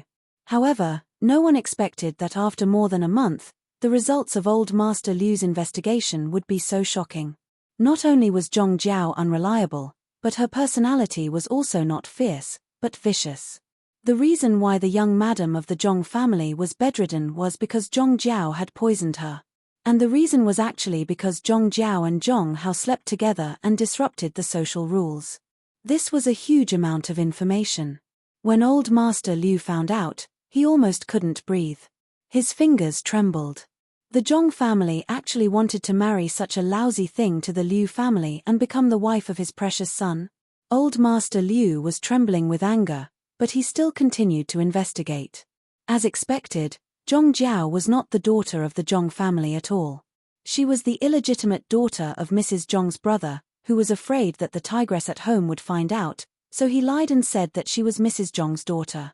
He gave old Master Zhang some benefits and raised Zhang Jiao in the Zhang family since she was young. It was not until Zhang Jiao and Zhang Hao's affair was exposed that old Master Zhang and Madame Zhang could not wait to arrange a marriage for Zhang Jiao. Of course, Zhang Jiao was unwilling at first. She wanted to reveal her identity and marry Zhang Hao openly. However, she was dreaming. How could old Master Zhang and his wife agree? She was just an illegitimate daughter. Not to mention how revealing her identity would affect Mrs. Zhang's brother. Zhang Hao already had an official wife. With Zhang Jiao's identity, she could at most be a concubine. However, Zhang Jiao was unwilling, so she poisoned young Madame Zhang. Old Master Zhang almost beat her to death when he found out. It was Mrs. Zhang who stopped him in time because she was his niece and had been raised since she was young. However, Zhang Jiao could not stay in the Zhang family no matter what. Zhang Jiao also knew that after the matter was exposed, she could only marry out. Now, old Master Zhang could still listen to Madame Zhang and choose a good marriage for her. If he waited until the day he got impatient, she might even be given to an old man as a concubine. Under Mrs. Zhang's persuasion and Zhang Hao's comfort, Zhang Jiao finally agreed to get married. In any case, even if she could not become husband and wife with Zhang Hao, they didn't have to be together day and night if they truly loved each other. When she married into a rich family, she would give birth to Zhang Hao's child and let this child inherit all the assets of that family. Wouldn't that be killing two birds with one stone? What was even more unacceptable to old Master Liu was that old Master Zhang's choice from the start was Dao Yang of the Dao family. The third young master of the Dao family was the eldest son of the Dao family. However, old Master Liu knew about the Dao family's trivia in the past. He knew that Dao Yang was abandoned by the Dao family. At least in old Master Liu's heart, Dao Yang was much more respected than his Liu Wei. He was old Master Liu's eldest son. Although he was unruly, he had always been doted on. He had grown up safely in the Liu family. He was capable of literature and martial arts and had a wide range of friends. He was not bad at all. However, Dao Yang didn't want Zhang Jiao. Instead, he couldn't wait to engage his son to this woman. Old Master Liu almost spat out a mouthful of blood, but this was his own fault. This was because his standards for his daughter-in-law had been exposed by someone. Many people in the county knew that he wanted to find a fierce daughter-in-law to suppress his son. Therefore, Zhang Jiao walked towards this persona. If you find any errors, ads pop up, ads redirect, broken links, non-standard content, etc., please let us know report so we can fix it as soon as possible.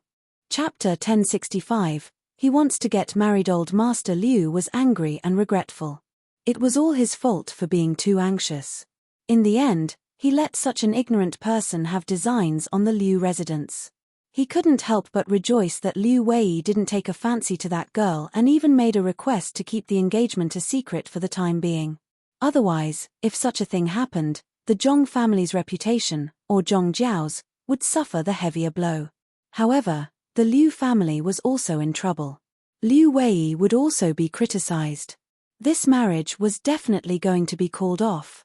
Not only was the marriage called off, but the Zhang family could not be let off so easily.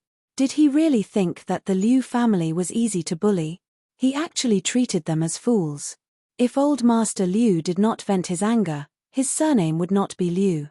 Of course, this was all in the future. At this moment, although old Master Liu did not have a good impression of Zhang Jiao, he did not hate her so much. He was grateful to Jiu Yundong.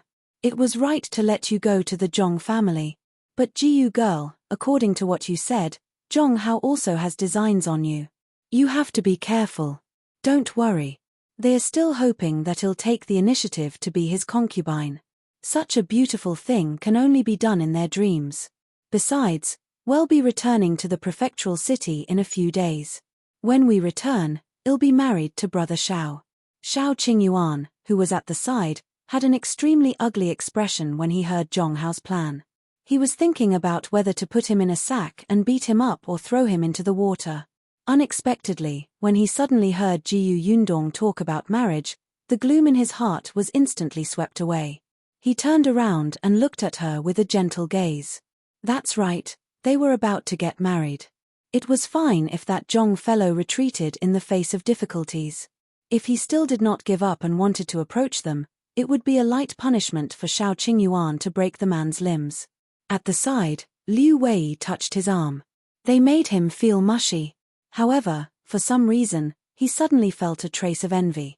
For the first time in his life, the man who had been single for nearly 20 years and was extremely repulsed by marriage and wished he could eat, drink, and have fun for the rest of his life had the thought of finding a wife. It seemed like it was not bad to have wife and children. When he had a wife, he would bring her out every day to show off their love. He would tell everyone that their relationship was very, very good. He would make those men who did not have a wife envious and jealous. He wanted them to hate him but could not get rid of him. Just thinking about it made him happy. Well, the next time his father asked him to go on a blind date, he would reluctantly go and take a look. He would not refuse.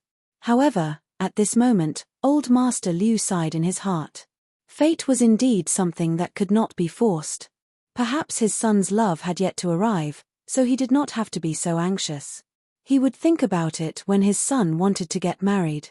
Seeing that it was getting late, Yundong and Shao Qingyuan bade farewell and left the Liu residence. After getting into the carriage, Yundong took out the handkerchief from her sleeve.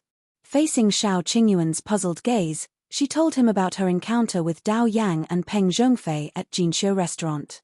Shao Qingyuan was surprised. So, this handkerchief was originally mine? Old Li didn't change the clothes and accessories on Liang and me? Yes, it must be yours. Yundong nodded. And according to Peng Zhongfei, this handkerchief is very rare and precious. Since your family put such a rare handkerchief on you and use it as an ordinary handkerchief, they must dote on you very much. Shao Qingyuan suddenly tightened his grip on his handkerchief, and his lowered eyelids trembled slightly. If you find any errors, ads pop up, ads redirect, broken links, non-standard content, etc., please let us know report so we can fix it as soon as possible. Chapter 1066. Does old Li have an enemy? Yundong saw it and suddenly felt sorry for him.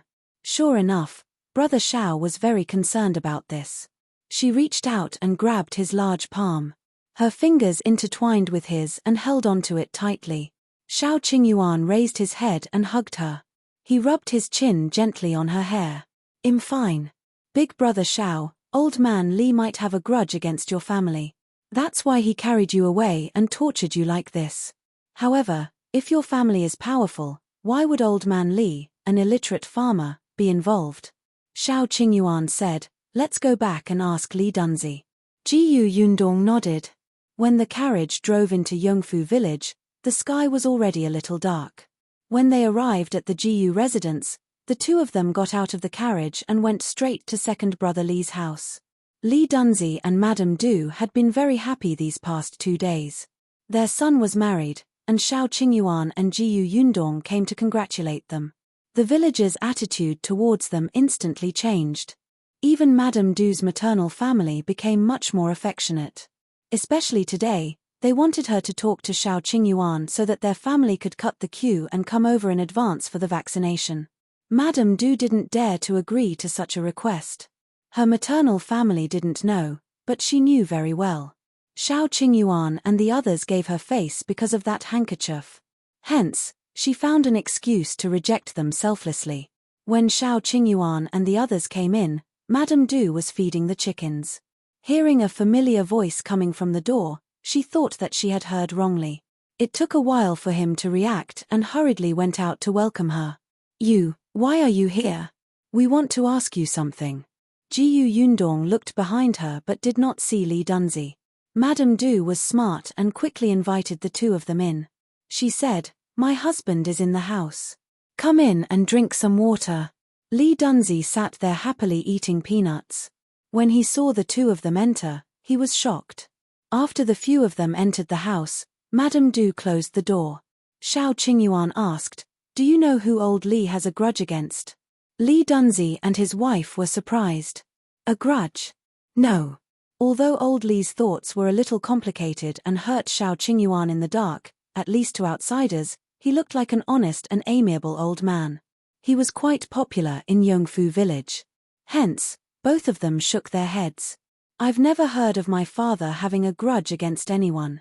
All these years, he hadn't even argued with the villagers. Jiao Yundong frowned. Actually, Shao Qingyuan also knew this. She thought for a moment and changed the question. Then do you know that he left Fengkai County in the past and went to the prefectural city, or even further, like the capital? Madame Du widened her eyes. The capital? No way. Why did he go so far away? My father-in-law was just a farmer. How could he go to the capital? That's the capital. Who would dare to go without some money? She shook her head vehemently, thinking it impossible. Madame Du had only been to the county city at most. She had never even been to the prefectural city. She felt that the capital was on the horizon.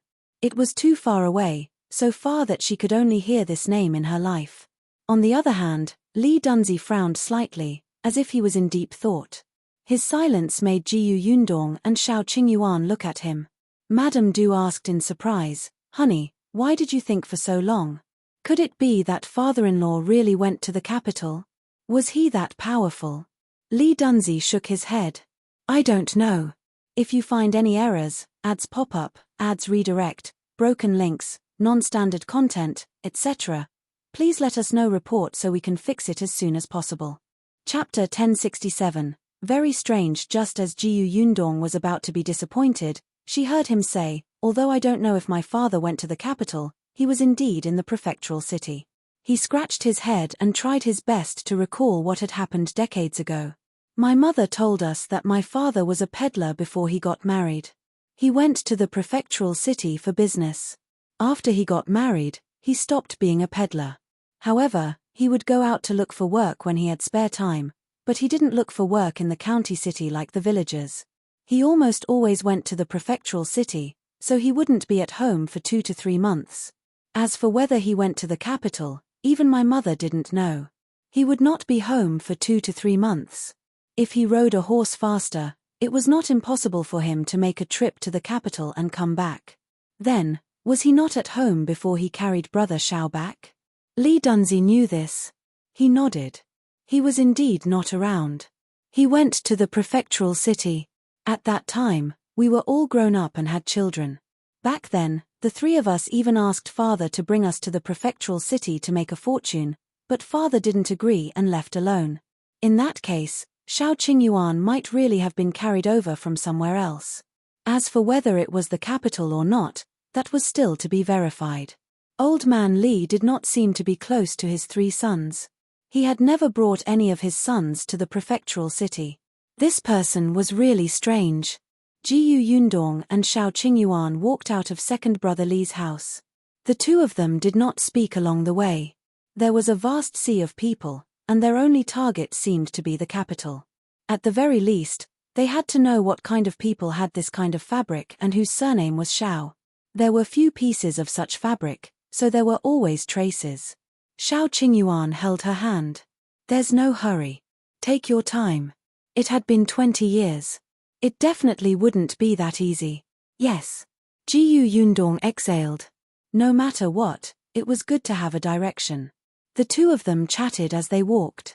When they reached the entrance of the Jiao residence, they realized that Chen Liang was already waiting there. When he saw them return, he quickly welcomed them with a happy smile.